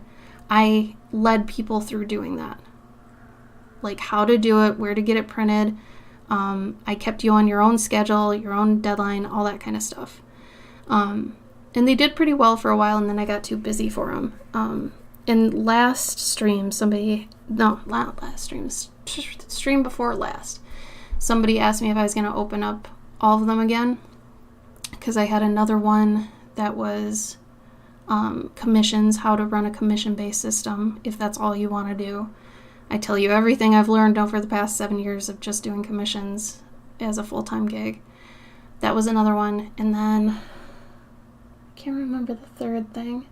I think it was animation, but I might get rid of that one. It expects people to know too much already, and it's really hard to tell what somebody's already known or not. But anyway, but yeah. And we have a publishing class that we offer with Journey June if you finish it. So we tell people how to make 3 types of books. We teach you how to do a zine, a digital book, and a perfect bound book.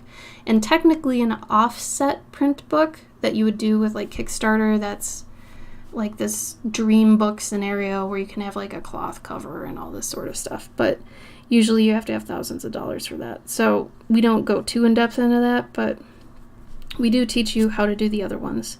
Since a digital book is basically you make it for free, because let's say you don't have money at the time, but you want to make it, you can do that. And then a zine is like, I have a little bit of money and I want to make a book. You can do that. Perfect bound is like, I have a couple $100, I want a few books for a convention. We teach you how to do that too. So actually I could probably throw that in as a mentorship too. If that was part of the gauntlet, if your thing was like, I want to make a book, then yeah, I could totally do that. If you're interested, I am probably going to be opening those up soon. Both of us were talking about probably September or October opening up mentorships again. So I'd probably only do 2 or 3 at a time. But if you're interested in that, let me know. I can put you on like a wait list.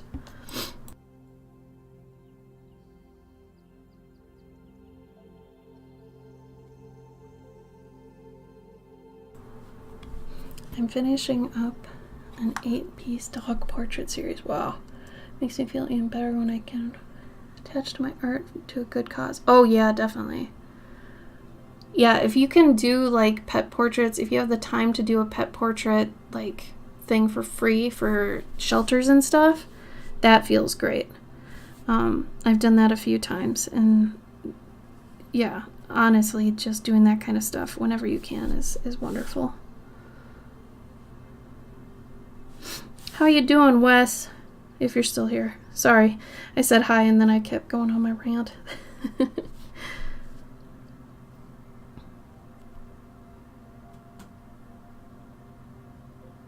Oh yeah, no, it totally is scary.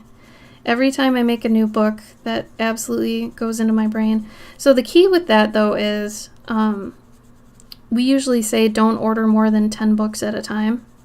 Because 10 will get you kind of a bulk discount, but it won't get you like too many where if there's a problem, you know, that you can't, you know, get rid of them. But if there are, you know, you get discounted copies, or you can sell discounted copies too if you ever have one that has a problem. But the printer we work with, when there's like a error in the printing, every time we've talked to them, they've been great about it, and they've sent us new ones. So if you work with a good printer, they should be able to remedy that for you. Ideally.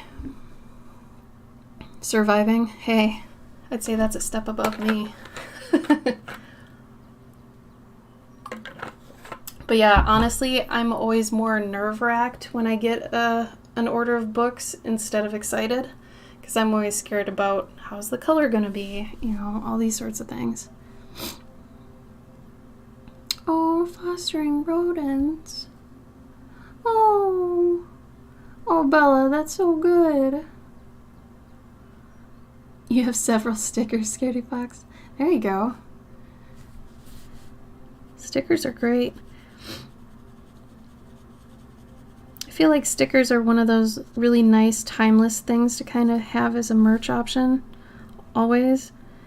Because you can always use them for so many things. Like, I make stickers every month for my patrons, and if I have some left over, I'll usually put 1 or 2 in like orders and things, and people love that because I never send something out without giving a bonus with an order. Like, you gotta. How much do you usually have to pay for ordering prints? Like, if you order 10 of something, how much would you expect that to cost? What size is A4? I'm in America. We don't usually use that system. I think A4 is 11 by 17, isn't it?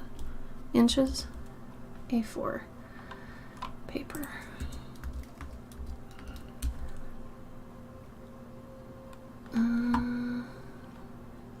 Oh, that's 8.5 by 11. Okay, so like an 8 by 10. Now that's up to you. I used to sell them for $15 each, but I've since pushed them up $5 more since I offer free shipping. Now this is in the US too. Like the printer, if I got 10 made from a printer, usually I use Cat Print if I'm ordering out. I make a lot of my prints now at home. We have a good enough printer and paper. So, but if I do want to order out for whatever reason, if I don't have time to print them at home, I use Cat Print. I don't know if they do international, but you can see a quote there too. They have a quote thing. But, I mean, it probably wouldn't be that much. It'd probably be like $1.50 a print, maybe. Something like that. I have friends, though, that they're much more popular than I am, so they can charge like $30 to $50 for an 8 by 10 print. I mean, some of them are doing $120 for giant prints. Like, they're hardcore. So it really depends on, you know, where you're starting from, if they're black and white or color, how big they are, what kind of paper stock are they on, you know, do you embellish them or not? Things like that. Like, there's a lot to take into account when you're figuring out pricing. So, like I said, since you're overseas, I don't know how that compares. Like, what kind of things you have available to you. And if it's cheaper or more expensive, depending on paper in your area. Like, I would assume places with paper scarcity are going to be more expensive. And I don't know which places right now have that. But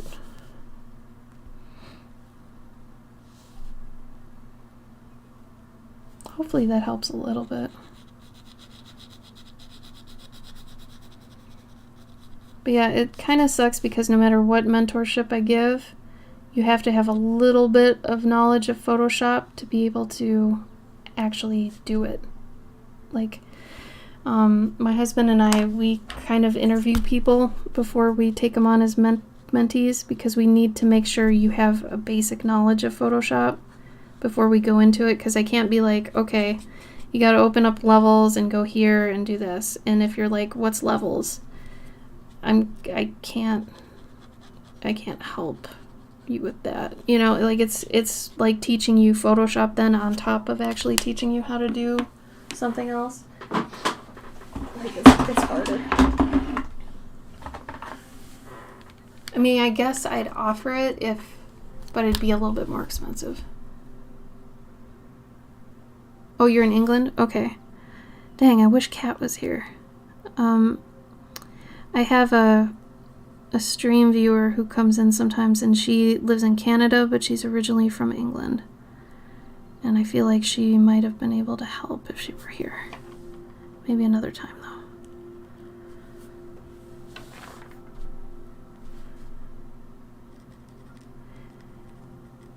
Then you might want to check out CapPrint. They might have some options for you then. They're a good place to start. What's nice about them is you can order a free, I think it's free, hard proof, and they'll send you a print of whatever you want to get ordered before you do a bulk order. So that way you can see how it looks before you put in the order. So that is a nice thing they offer.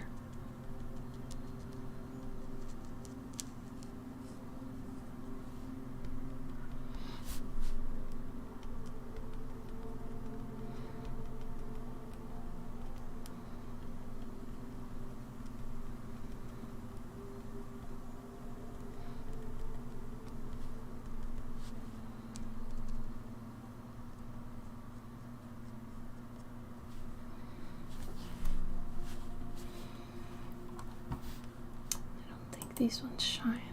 No, they don't. These poor hummingbirds.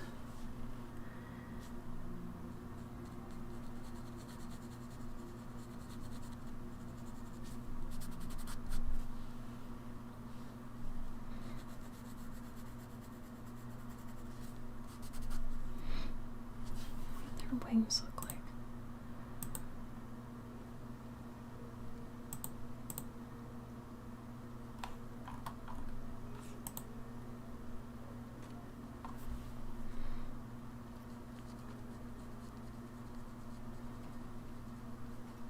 Yeah, if you have any questions like that at any point, feel free to ask. I'll tell you what I know. Hopefully it can help.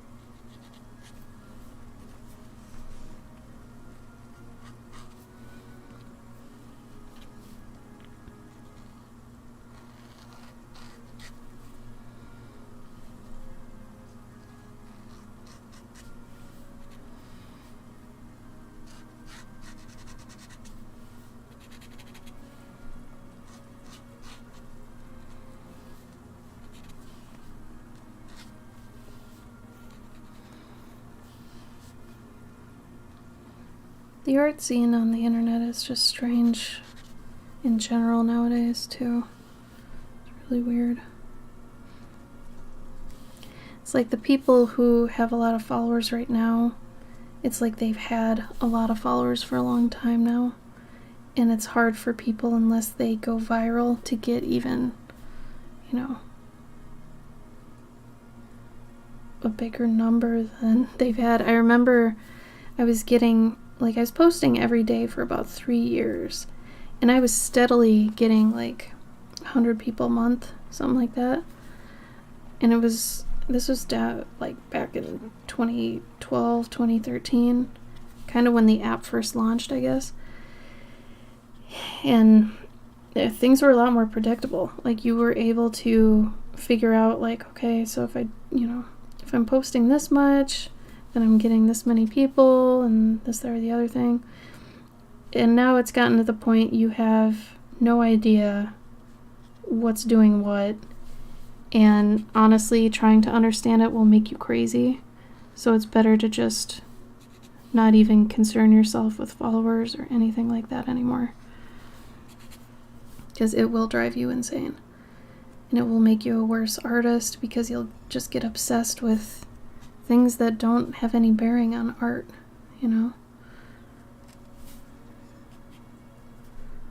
All you should care about is the art.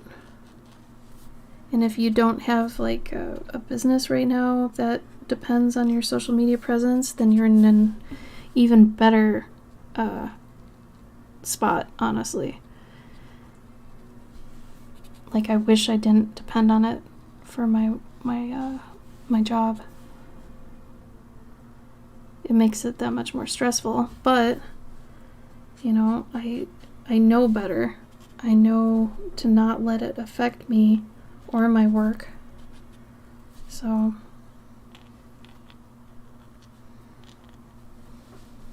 I think that's the key. That's good. No, that's good. And honestly, if you're one of those people that does get obsessed with how many likes a post gets, go turn on hide like count. Yeah, you can still see how many it gets, but it's not immediate and you gotta go hunting for it. So it at least helps you wean off that checking all the time thing. I had one time I went through that pretty hard and it sucked. It was when they were changing the algorithm. It's no good. The first time they changed it, threw my world into just chaos. Oh, thank you, Evie. I love having you on stream. You're always so encouraging and sweet. I appreciate that. Thank you.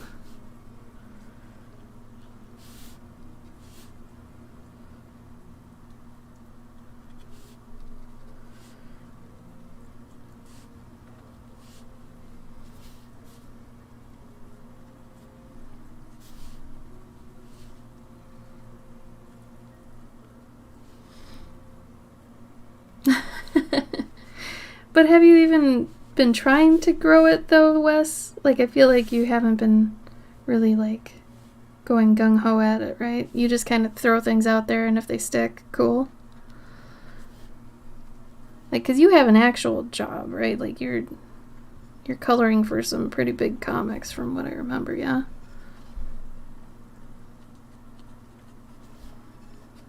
You don't make your living off your prints or anything, right?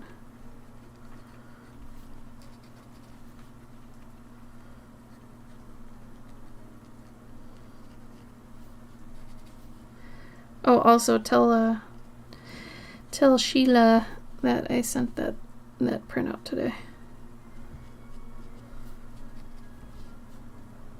Yeah, you're lucky.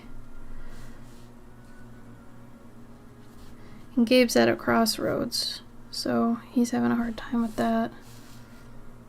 Oh, thank you, EB. Yeah, I'm hearing that from a lot of people. Comic work lately. Rough. Real rough.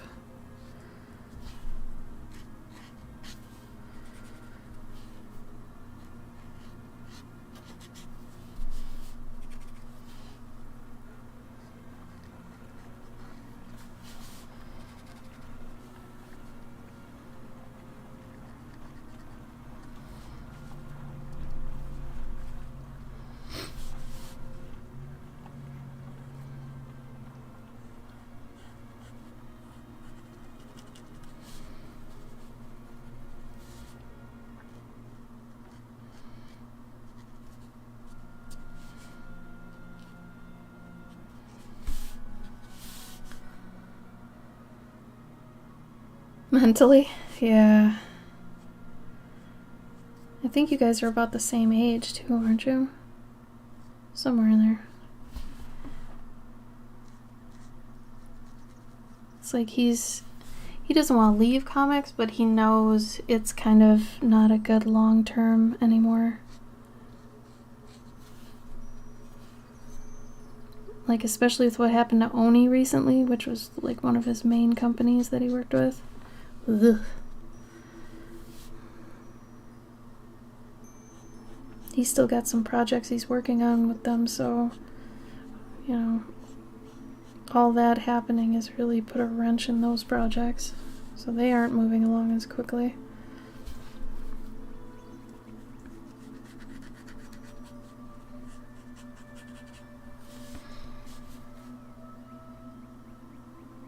Yeah, it does.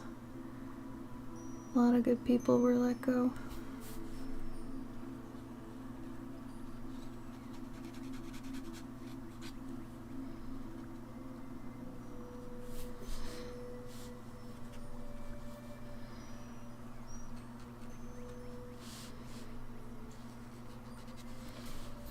Alright, I think this is inked pretty good. Switch to the other one here. The other one I think I'm gonna post tomorrow.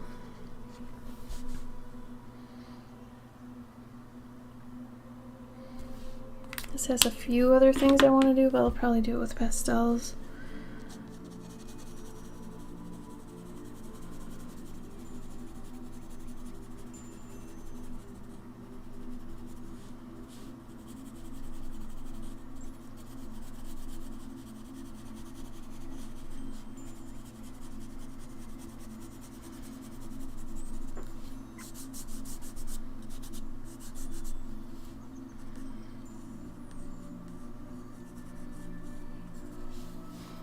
Wow, this song. What the hell?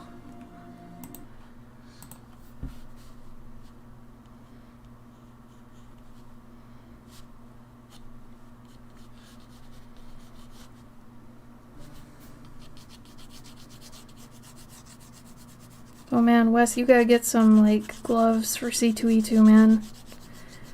Don't get monkeypox. Don't get it.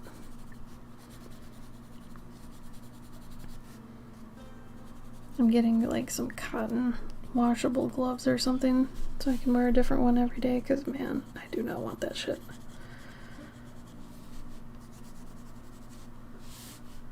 Oh, you are? I thought I just saw a post that you said you'd be there. Maybe that was an old post. Damn. Good. I'm proud of you.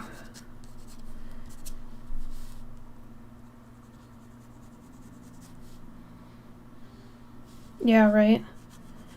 I'm almost expecting to get COVID a third time going to Dragon Con. Like, I'm expecting it.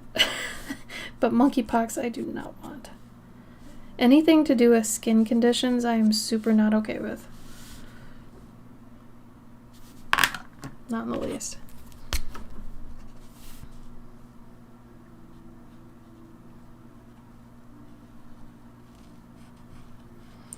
So I think I will be opening up mentorship spots for whatever you kind of want to do. You know, if anybody's interested in that, let me know ahead of time. But I'll probably have like 2 or 3 spots open. It'll be paid basically on a monthly rate.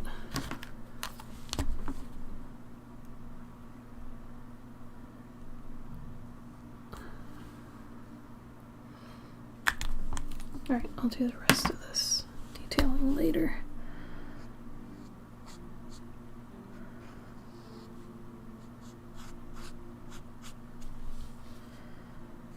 Switch over to the other one. Swap. Oh, actually, let's do some peeling. Might as well, right? We're here.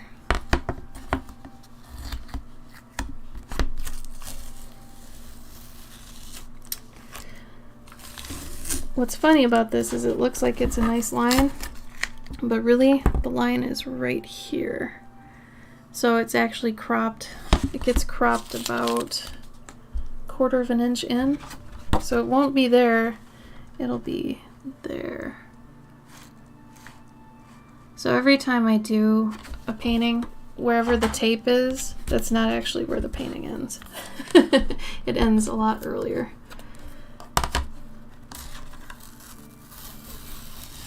Like here, the actual line for this one is here. That's the actual crop line. You can kind of see it too. I lightly draw it in, so it's actually there. So it'll look better once it's cut. These are each 5 by 7, something like that.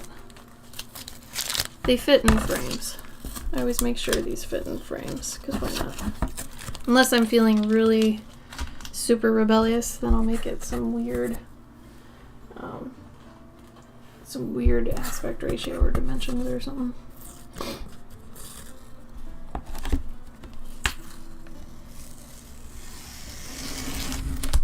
Okay. Put that one aside. Let's get out this other one.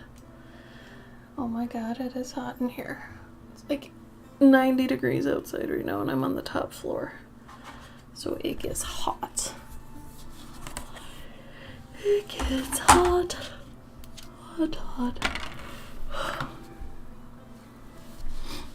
I have to bring up a picture of a woodpecker again.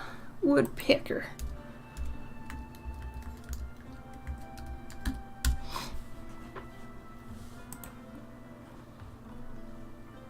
It's crazy because some woodpeckers are super plompy, but other ones are like really thin-necked.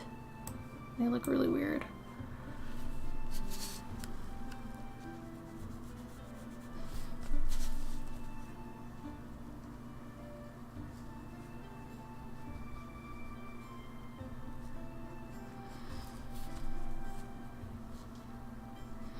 They also have kind of crazy mohawks.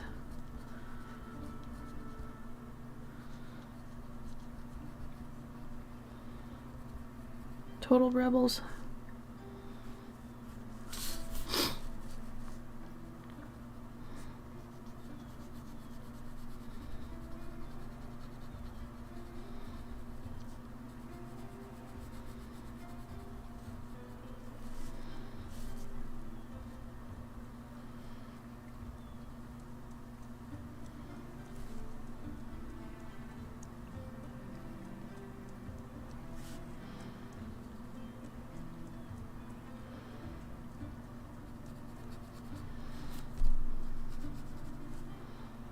Paper's fighting me today.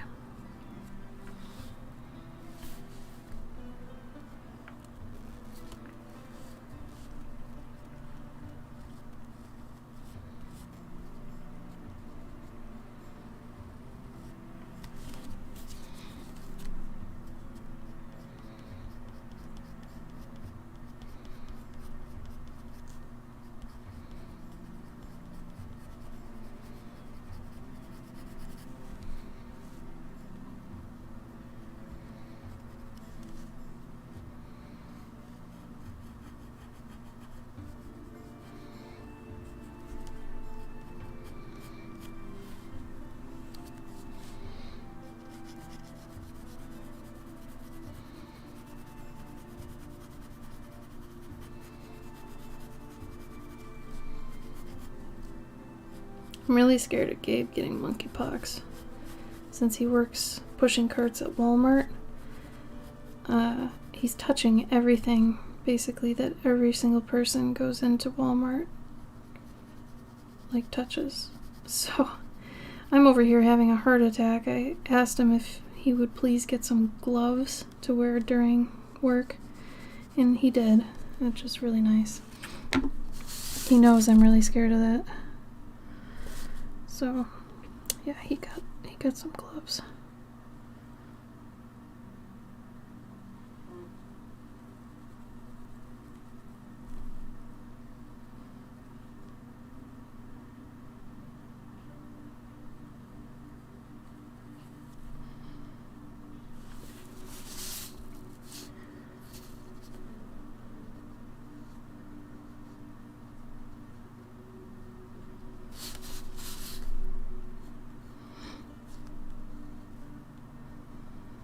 These have been a nice kind of quick painting thing to do on my days where I only get a couple hours to myself.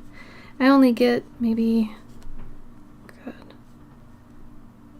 2 or 3 hours to myself a week to work on whatever I want, and I've been doing this lately.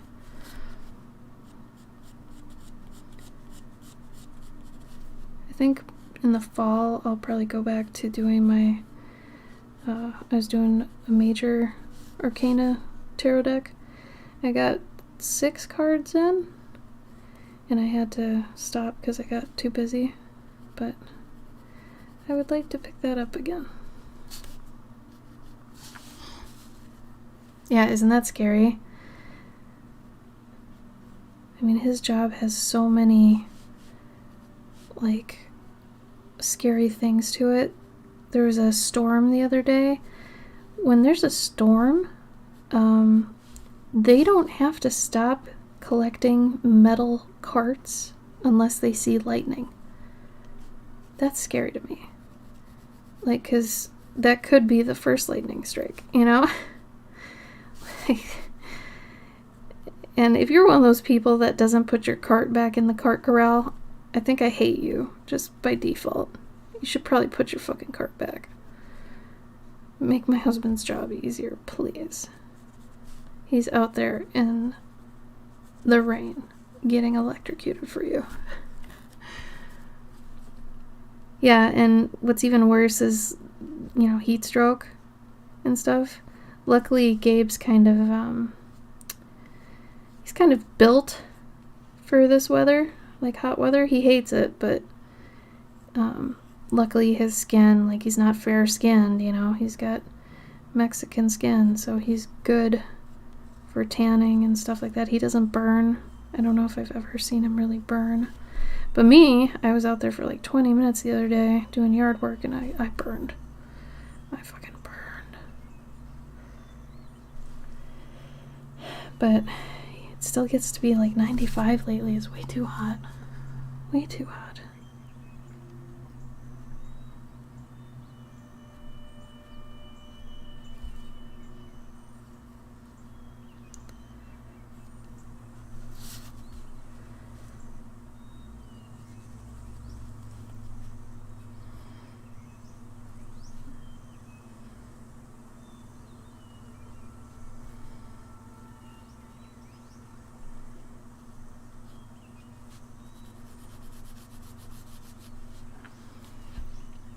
Beach weather. Yeah, fuck it. I don't like summer, dude. I am not a fan of summer. Never have been, never will be. Not a fan. I am a fall and winter bitch.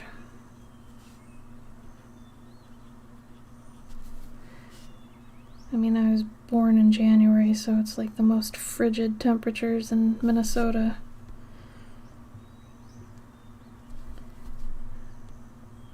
Not born of the summer, I'll tell you that much.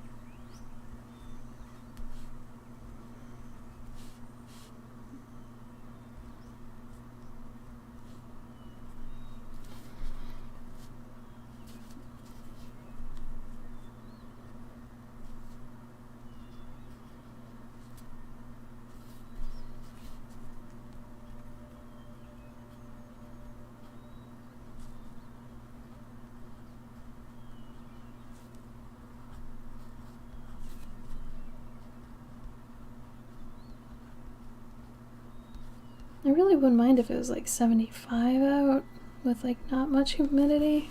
I'm cool with that. That's not that bad. But this 85, today's 85 with like 88% humidity. Like, get the fuck out of here. That's not summer, that's crap.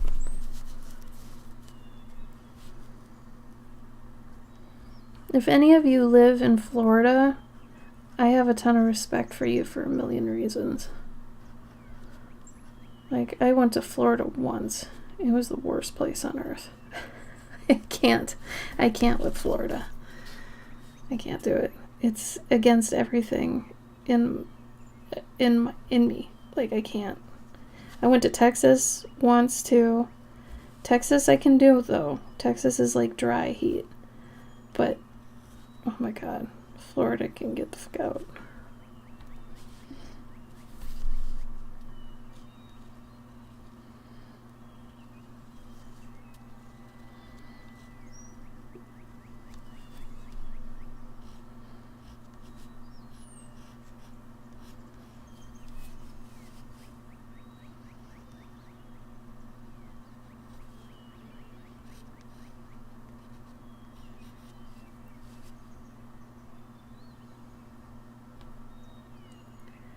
Yeah, I could still see it being brutal, for real.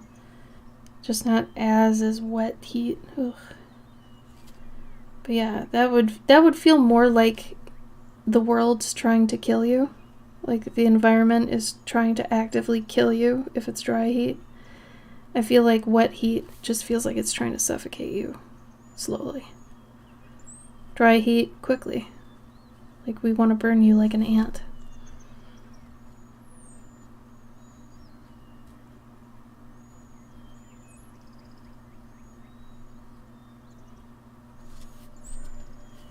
Gabe actually lived in Arizona for a little bit too.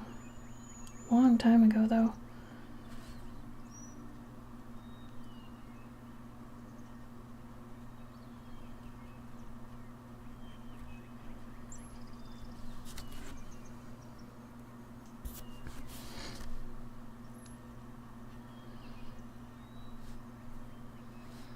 Hi Greg, how you doing?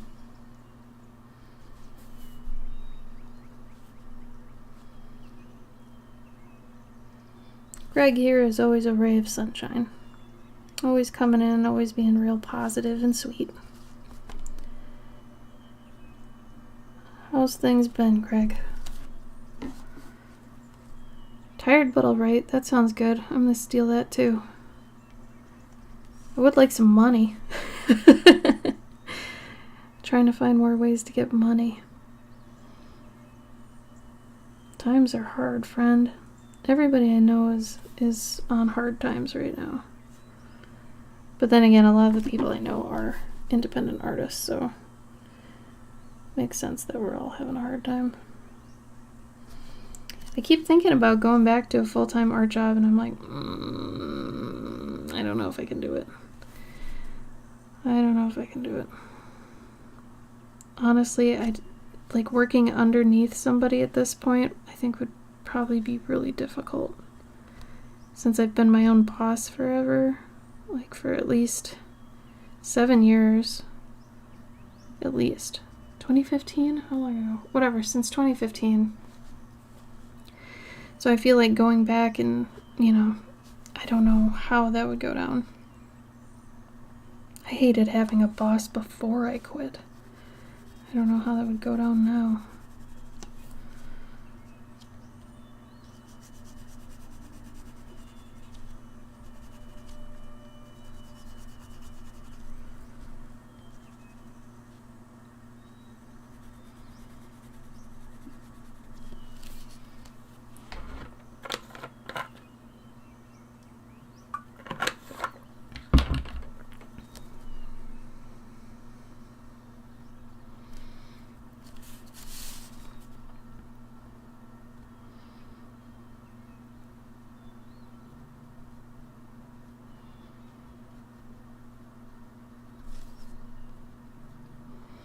Now for the dam in the background, I'm gonna have to do a lighter stroke. I feel like these are pretty thick strokes I've been doing here, so since it's further in the background and I want it to stay in the background, I'm gonna have to do thinner line width on it.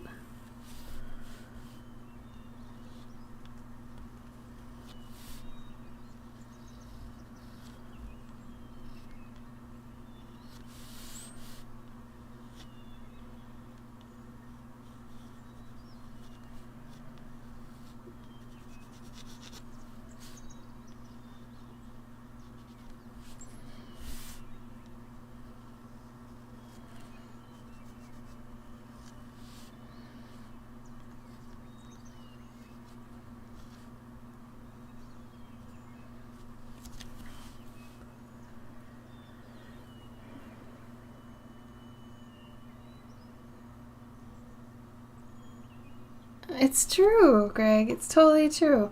I thought of that the last time you were on Monday. When you came on, I remember thinking that. That's so weird. Life is wild, isn't it? So crazy. I think you were the first person I met that, like, I met in the wild like that, found out that you like Twitch, and then you started following me that way. Like, that was crazy.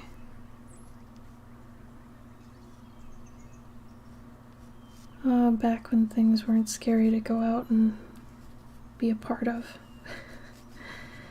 Those were the days.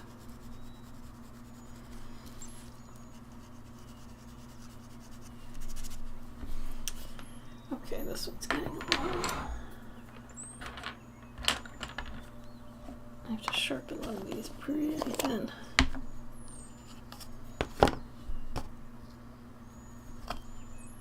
Yeah, I feel like we had kind of a reverse follow scenario that, you know, doesn't happen all the time. It's pretty funny. Oh my god, you piece of shit.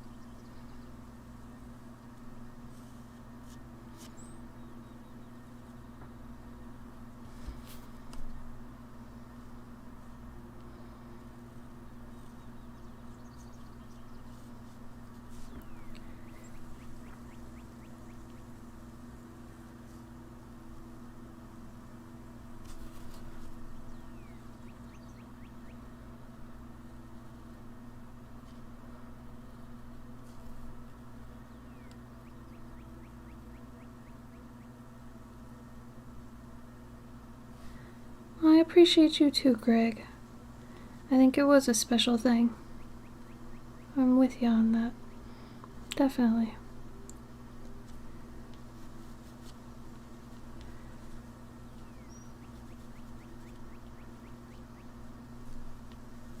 Special times, man. Special times.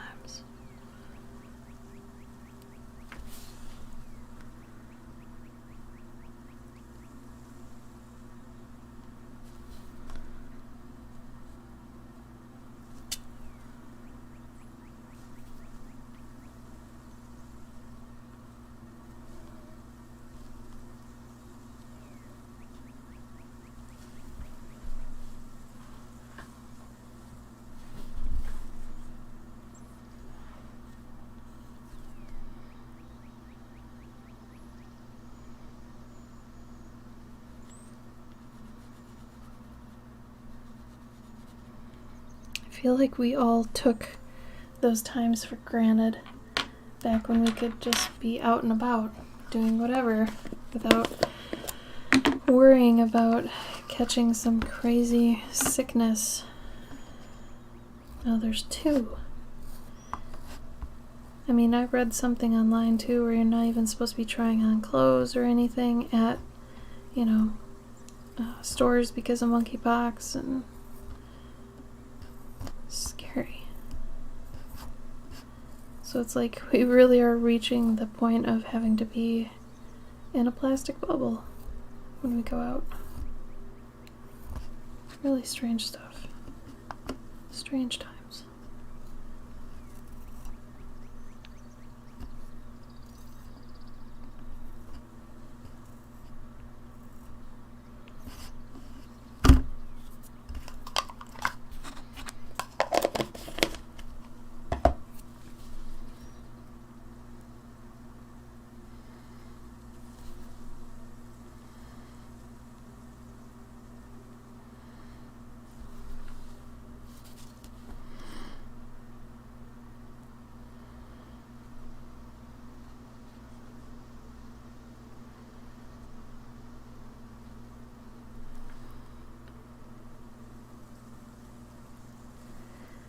Well, I heard it's transmittable through touch for up to like 15 days.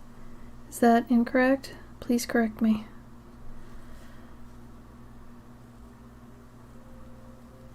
I thought it was through touch.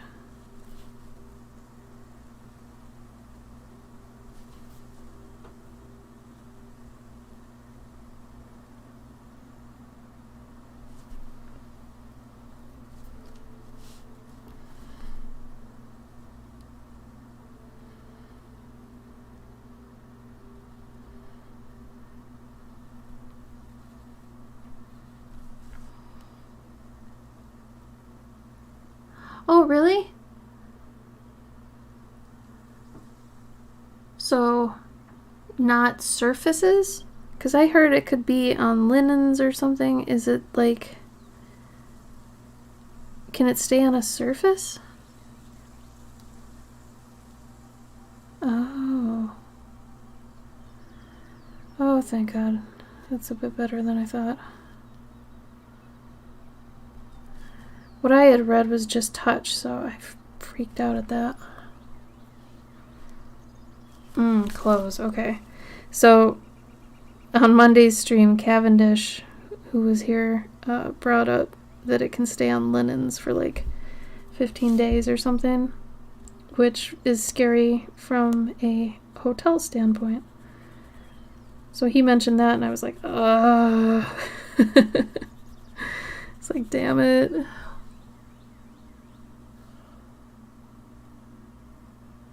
Okay, yeah, that's about still what I thought.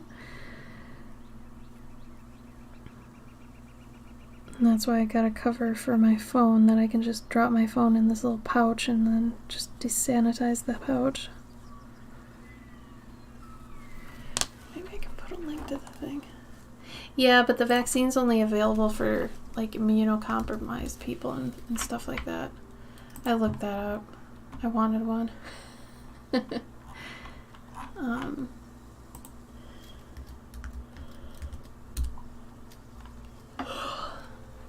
The phone thing, though, if anybody wants this pouch I got, if you're gonna have people touching your phone in a convention-like situation, this is the thing I got, so I can just wipe down my phone, and not like my phone, but I can wipe down the front of it, so that, you know, if people are signing their name on the phone, I can just wipe it off after every customer.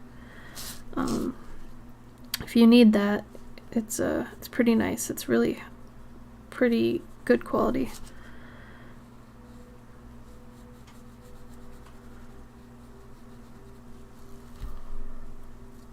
Oh, prolonged contact? Really?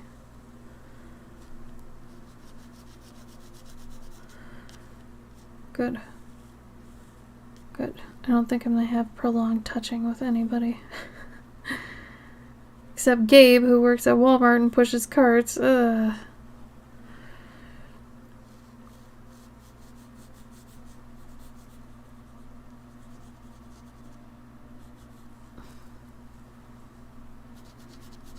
Luckily, he's got the gloves now, though.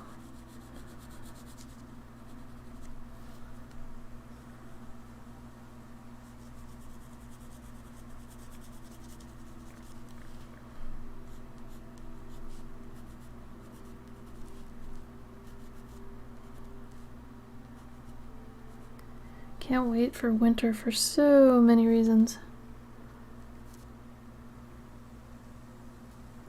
Yeah, I totally bought it for convention times. I bought it for Dragon Con. So if anybody else needs one for that sort of scenario, get it.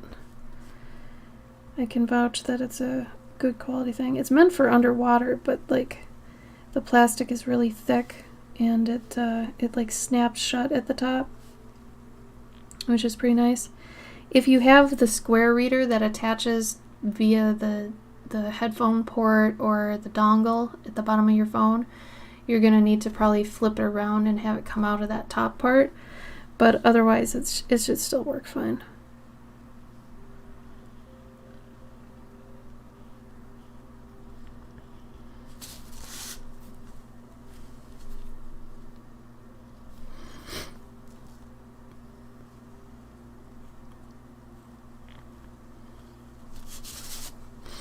I've been wearing PJs for years now as my main clothes.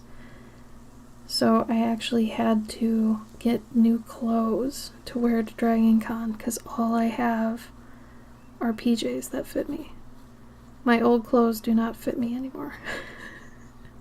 So I had to buy new clothes for Dragon Con specifically so I would have clothes and not PJs. I know I'm not probably alone on this, but I just thought it was really funny. Like, damn.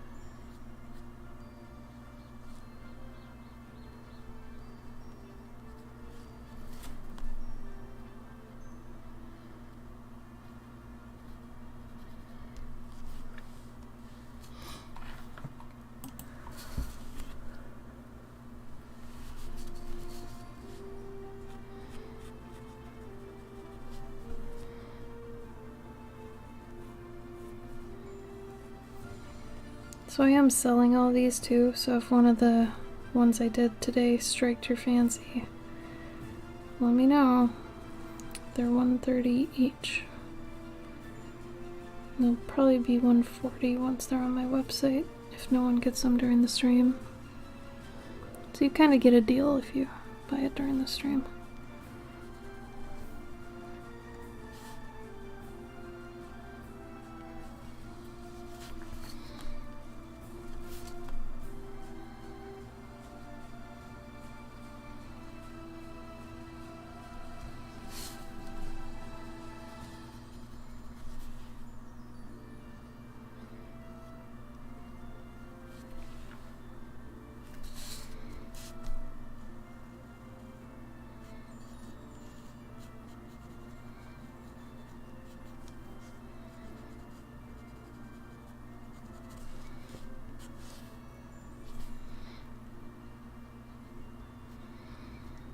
This part's gonna be a little bit tricky because this whole thing in the background's a dam. Like, it's part of his complex, I guess, his house complex. But I don't want it to draw too much attention, which means it can't have too much detail. but I also want it to still look like it's part of the dam. So put a little bit of detail in, kind of mimicking the shapes that are going on over here, and then hopefully it reads as more of the same.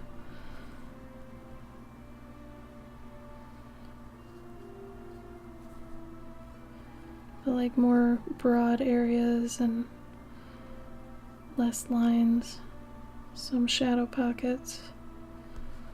Nothing too crazy though.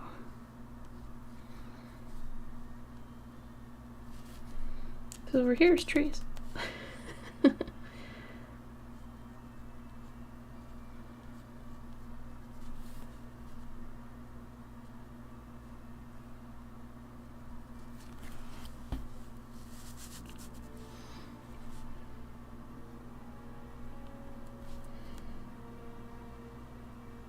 Normally this would still be taped down, but I used the board for the other painting that we did today.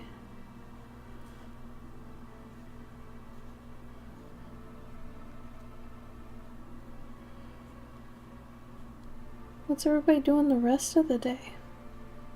Like after the stream ends, what are you doing? Or what are you doing right now?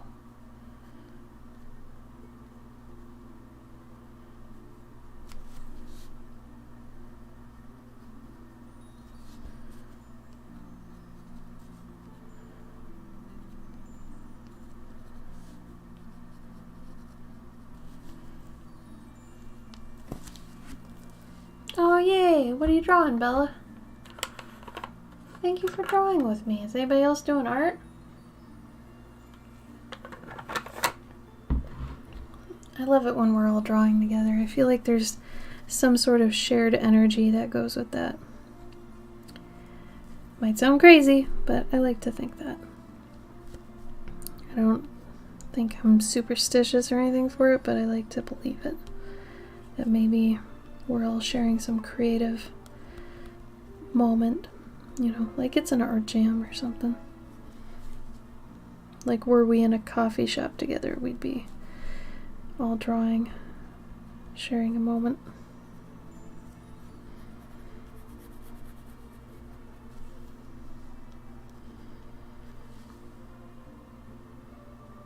Oh, see, anime style. Nice. I hope it's fun. Oh yeah, dinner. I love dinner. I also love lunch. Breakfast is also good. Ooh. What's Oathsworn? Oh, laundry. Which would you rather do, everybody? Wash laundry or wash dishes? I am a wash laundry person. My husband is a dishes person. But I am laundry 100%. I hate the feeling of wet food. There's something just gag-worthy about it. Granted, I've been doing all the dishes lately because he's been working real hard. But if we have the choice. But yeah, I hate wet food feeling. Like globs of wet food. Ugh. Ugh.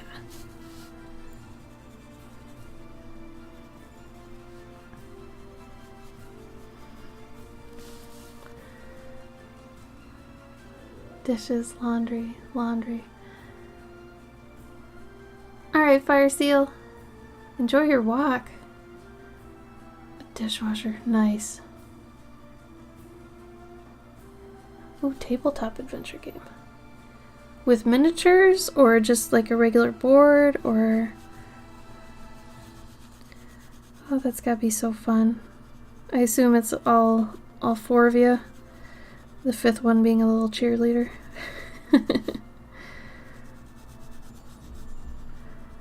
It's gotta be nice when you've got a big team. You can just kind of have everybody see something. Ah, cool. Minis. Minis. I would love to paint minis sometime. I've never painted a miniature that I haven't sculpted. I think it'd be fun to paint someone else's miniature.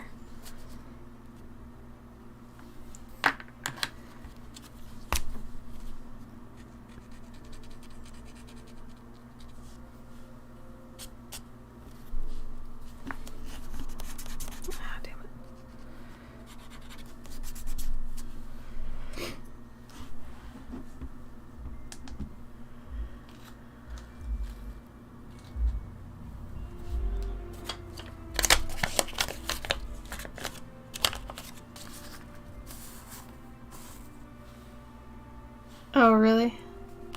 Ah, what does she do instead? Just, is she on her phone or something?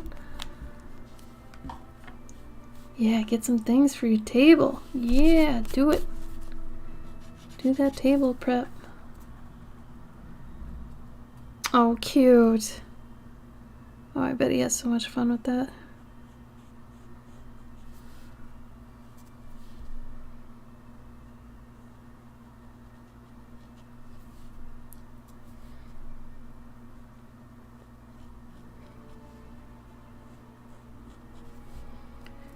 It's weird when you're always coloring your own stuff and you never think about coloring somebody else's stuff. Like, it doesn't enter your head.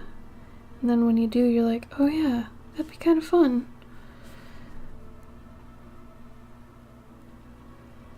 Like, it's been a really long time since I've colored someone else's stuff.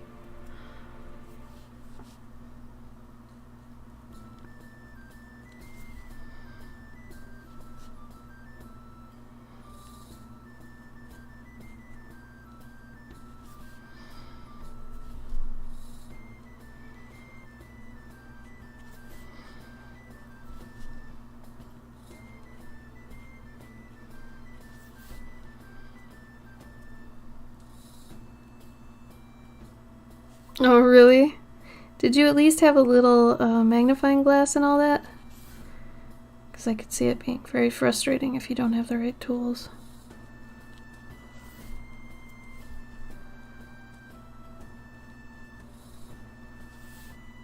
Especially the small paintbrushes.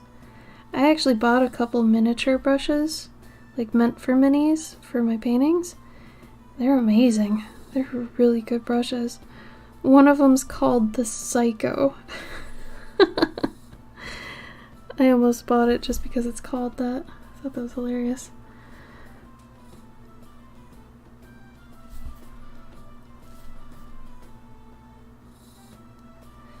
If you're wondering what I'm doing, I'm actually dipping this pen in some paint pen on the side. Like, I have a paint pen, but its nib is too big, and this one's dying, so I'm basically just dipping in a puddle of the other paint pen to do this, which is pretty funny, honestly.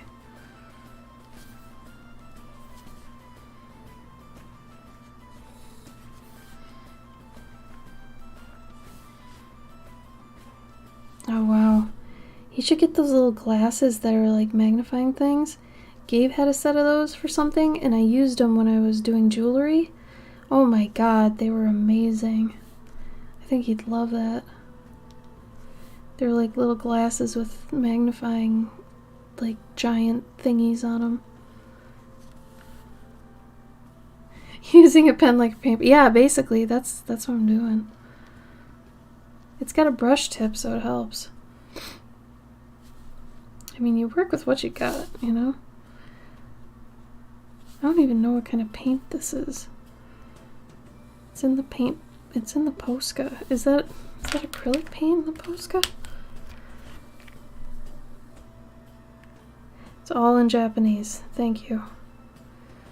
Good lord. Well, that I would have to look up online. Does Gabe still get time to do art? Yeah, but he is reaching that point where when he gets home from work, he's just too tired. Which sucks, because I know exactly how he feels. And it's rough. Because he's like physically exhausted from his job. Poor guy.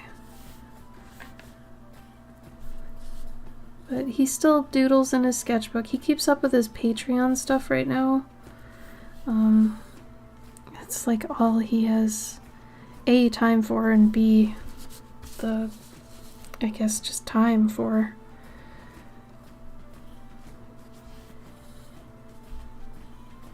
If he gets another like coloring gig or something, he'll be able to pull out hours from, you know, doing more of the other crap, but for the moment, it's really hard to find work right now. And I'm getting to the point where I need to catch up on my pet portraits even more. I am not going fast on those right now at all. Like, I'm behind again. I'm forever behind. And then once I catch up, I would like to get either a part-time job or, God forbid, a full-time. I really don't want to. I really don't want to. Because I know it's just going to kill my soul. But gotta do what you gotta do. It's just, things are too hard right now. No one's buying things because of inflation. And it's just tough. Like, people have to buy gas, not art. You know?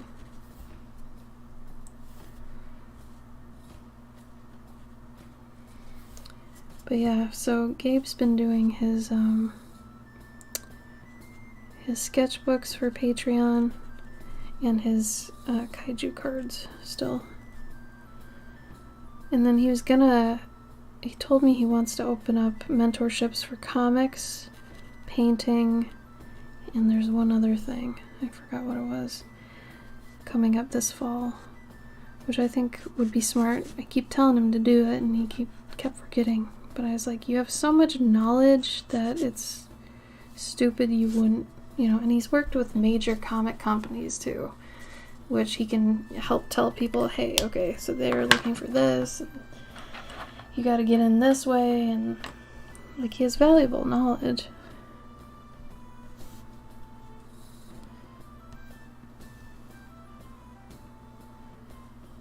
It's just hard to actually, like, put yourself out there for mentorships, because you have to mentally be at a place where you're like, yeah, my experience means something. I can teach someone else this thing. And I'm there. I'm okay with that. I feel like streaming has honestly made me that. So I'm cool with it, but he still has to make that jump a bit.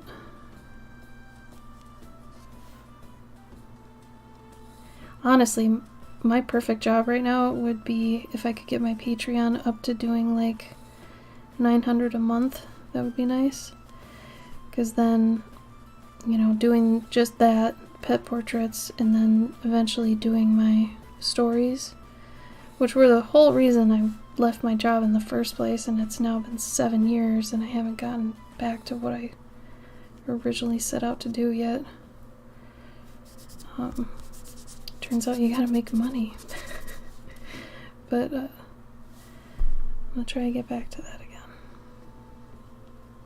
So I have all these stories that are like fully written or half written, and they're just burning a hole in my back pocket.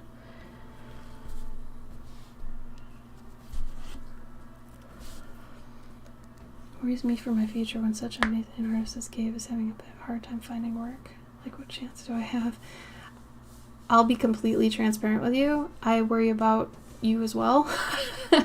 Because if we're having as hard of a time as we're having, I mean, like, unless you are like a crazy good artist that's super unique and, you know, like, people recognize your stuff right away, or, you know, all that crap, you are going to have a hard time. Like, Gabe and I are kind of just, I don't want to say we're mediocre, but we're not at the top of the popularity train, you know. We're kind of in the medium to low range when it comes to that sort of thing. So I don't know what it's going to be like in another, say, 5 years, because 10 years ago it still felt like you had a chance, you know, like nothing was oversaturated and things were good in like entertainment industry and all that stuff. Now it feels like every single art related thing is oversaturated. It feels like a lot of the people who are really successful at doing like art talks and art reels and all that stuff, the people who can keep doing them, I feel like are people who, like, their spouse brings in the money and they're just able to do these things all day. Because that's a thing you got to remember, is a lot of these artists who are successful, who can keep up with all these crazy social media things, like, you're supposed to make 3 to 5 reels a week and do like live IG lives once a week, I think, too. There's this whole list. Actually, Rainy Loon had talked to Instagram a while ago. She does a lot of frog art. And I want to show you this thing she wrote. It's older now, it's like 2 years old, but it broke down a lot of what was hard for somebody who's working all the time, like, versus somebody who's able to actually, have the time to do all these art-related extra things. Because some of us are doing freelance work, and then we're also trying to do, our main gig, and balancing all that is ridiculous. But there are some people who are just focusing on their main thing, and that's all they have to do. Their significant other or something, or maybe their family's rich, something like that, but they might have the means to just focus on that thing without worrying about money.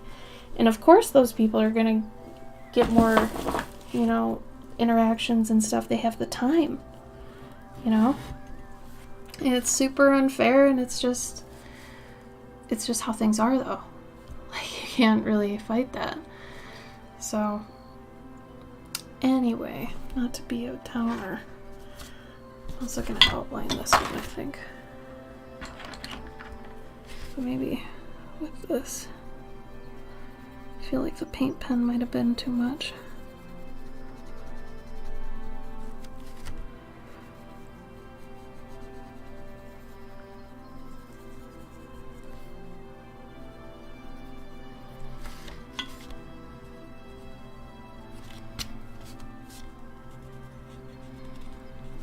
Oh, I know what I forgot to do in this. I forgot to do the purple pass. Oh my god. I forgot a whole step in this process I've created. Way to go.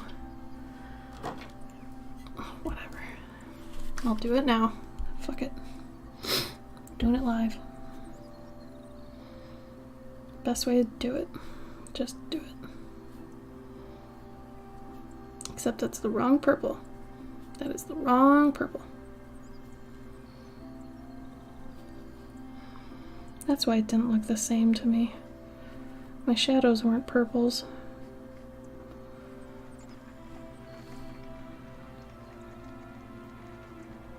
Exactly, and that's the difference. So if you know deep down, no matter what, you're just going to be doing art anyway, you're gonna do what you said. You're gonna suck it up, and you're just gonna keep doing it because you don't have a choice. That's what you do. You're an artist. And I mean, there's gonna be times though where you're gonna have to take on jobs that aren't art related, and that's okay. And this is exactly what I was talking about earlier. You're gonna have to do that, and it's okay. It doesn't mean you're less of an artist. It doesn't mean anything like that. It doesn't mean you're not an artist. For some reason, there was this thing going around for a while too, where it's like, if you're not doing art all the time, you're not an artist. Incorrect. That was just another one of those high horse artists trying to be a douchebag. Don't listen to that crap.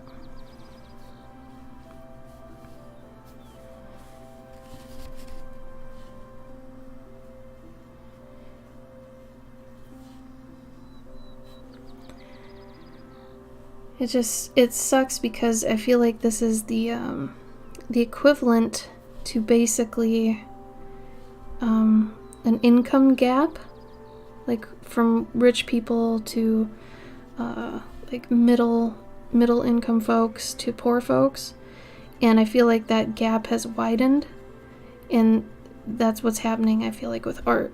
So like the artists who a while ago gained like over 100k people, they're gonna be fine. Because unless they just scream out, "I'm racist," or something like that, they're not going to lose those people. We're always going to be getting more and more people, but it's the rate at which we get them that's going to be the thing, you know? And it gets crazy because you eventually go down this existential nightmare where you're like, I'm just going to be trying to get followers until I'm dead. And, you know, once you reach that mental point, like I did that a while ago, I was like, no, I'm not. I don't want to do that shit. I don't want to do this. This is not the hustle I want to do. So, like, once you reach that point mentally, you kind of break, and then you kind of figure out, okay, well, what does that mean then? Where am I going with this? So that's a fun thing. That mental break time.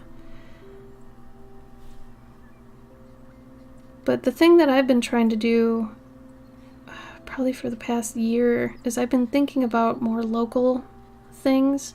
Not just local like art shows and stuff, but just in general. Like, I live in a small town now.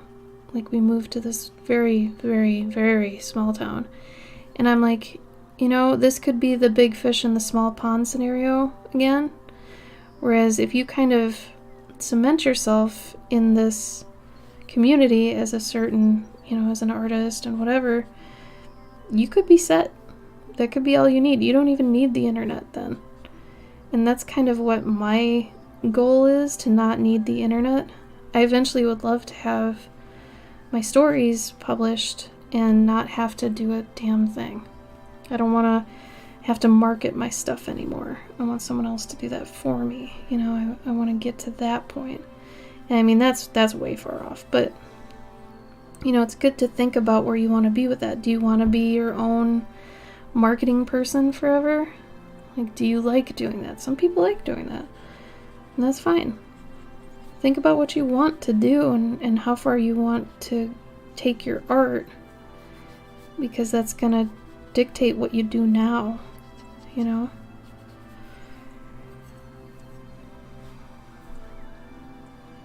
No, whoever tells you that is trying to break you.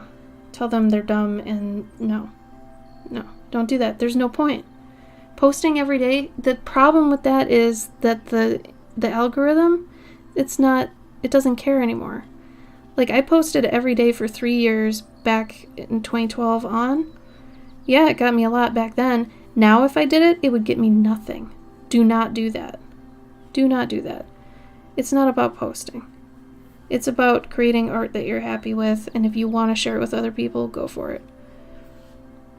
Otherwise, fuck it. Don't break yourself for Instagram. Don't break yourself for anything but yourself. If you feel like staying up till 5 a.m. because you want to finish a painting for yourself, that's a good reason to break yourself. Because you know when you're done, you're going to be like, oh yeah, this was great. I enjoyed this. Maybe. But, you know, do it for yourself. Don't do it for anything else.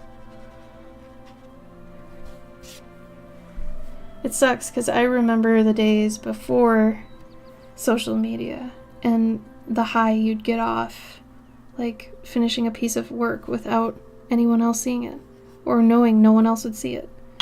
And there was something powerful with that. And I feel like that power is gone now.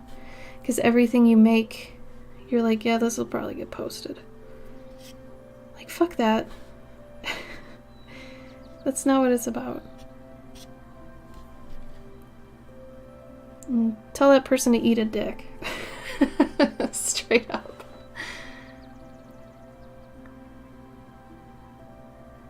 I think that's realistic. Honestly, it's more realistic to work for a company now and do those things than it is to work for yourself, if I'm being honest. It's really hard. Really, really hard working for yourself and managing your work and getting it out there and also making money while you're still reminding yourself to do it out of love. It's hard. And I would suggest going and getting real life experience in a real job before you actually do it. I am so eternally grateful that I worked in an actual office, in an actual company. You know, I did for a couple companies, actually. And I'm glad I got that experience, because all that experience has helped me an insane amount with my own business. If I didn't have that, I don't know where I'd be, because I know a lot of friends that I have that never have had office experience. They don't know how to write an actual email, like a legit email for correspondence that's well, formatted, easy to understand, it's in a tone that's good. Like, they have no idea how to actually construct that, because they never worked in that sort of, atmosphere. And that's extremely valuable, I think. So I think it's worth it. Go get a full-time job for a bit, because it'll also make you appreciate working for yourself once you get there. I made one key mistake that kind of screwed me over for a few years. But it was also something I had to do out of necessity. So it's not like I could actually go back and change it. But I think if you get that real world experience, you save up like a good amount of money. You have to build a boat before you jump to it. Okay, so make sure you build your new freelance, whatever, independent artist boat before you actually jump off the boat you're on. I think that's important.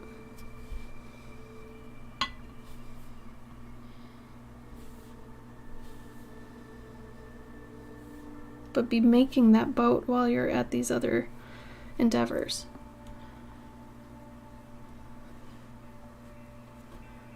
Because it's always an option.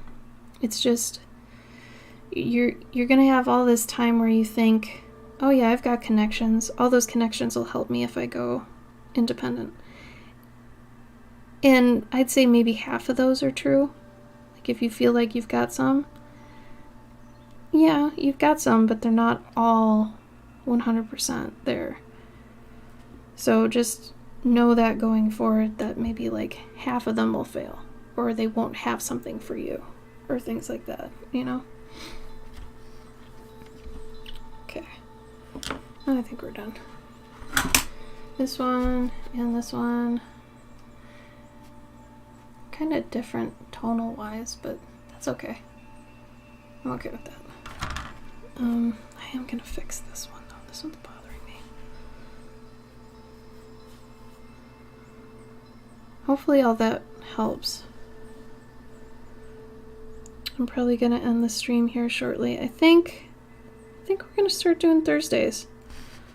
So, I'll be on a week from today. How about that? We'll just switch to Thursdays. I used to do this 6 days a week. Every week. I'd be streaming all the time, and I can't afford to do that right now. I think it'd be great to get back to it. I'd love to.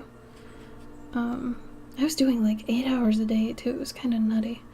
Anyway, but now I only get once a week, so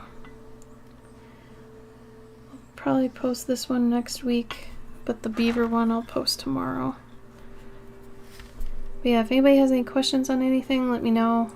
I'm also open to taking on the mentees thing, so if you're interested in that, let me know.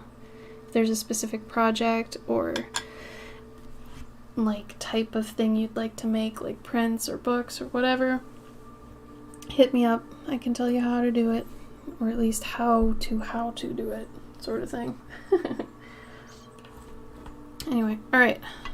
Any last questions? Anything like that?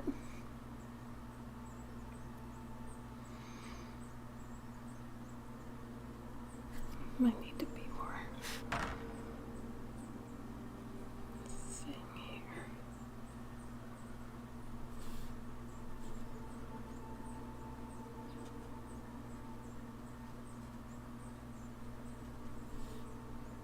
Do this.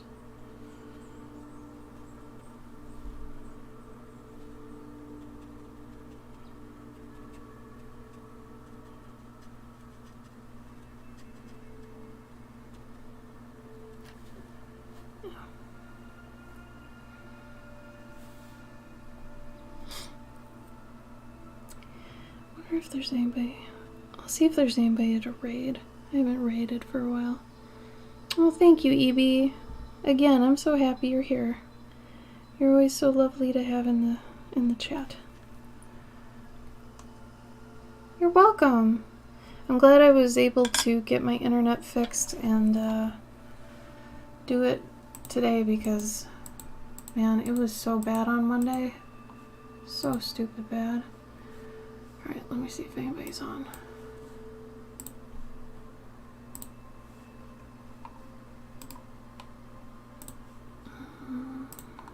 Oh god, no one's on.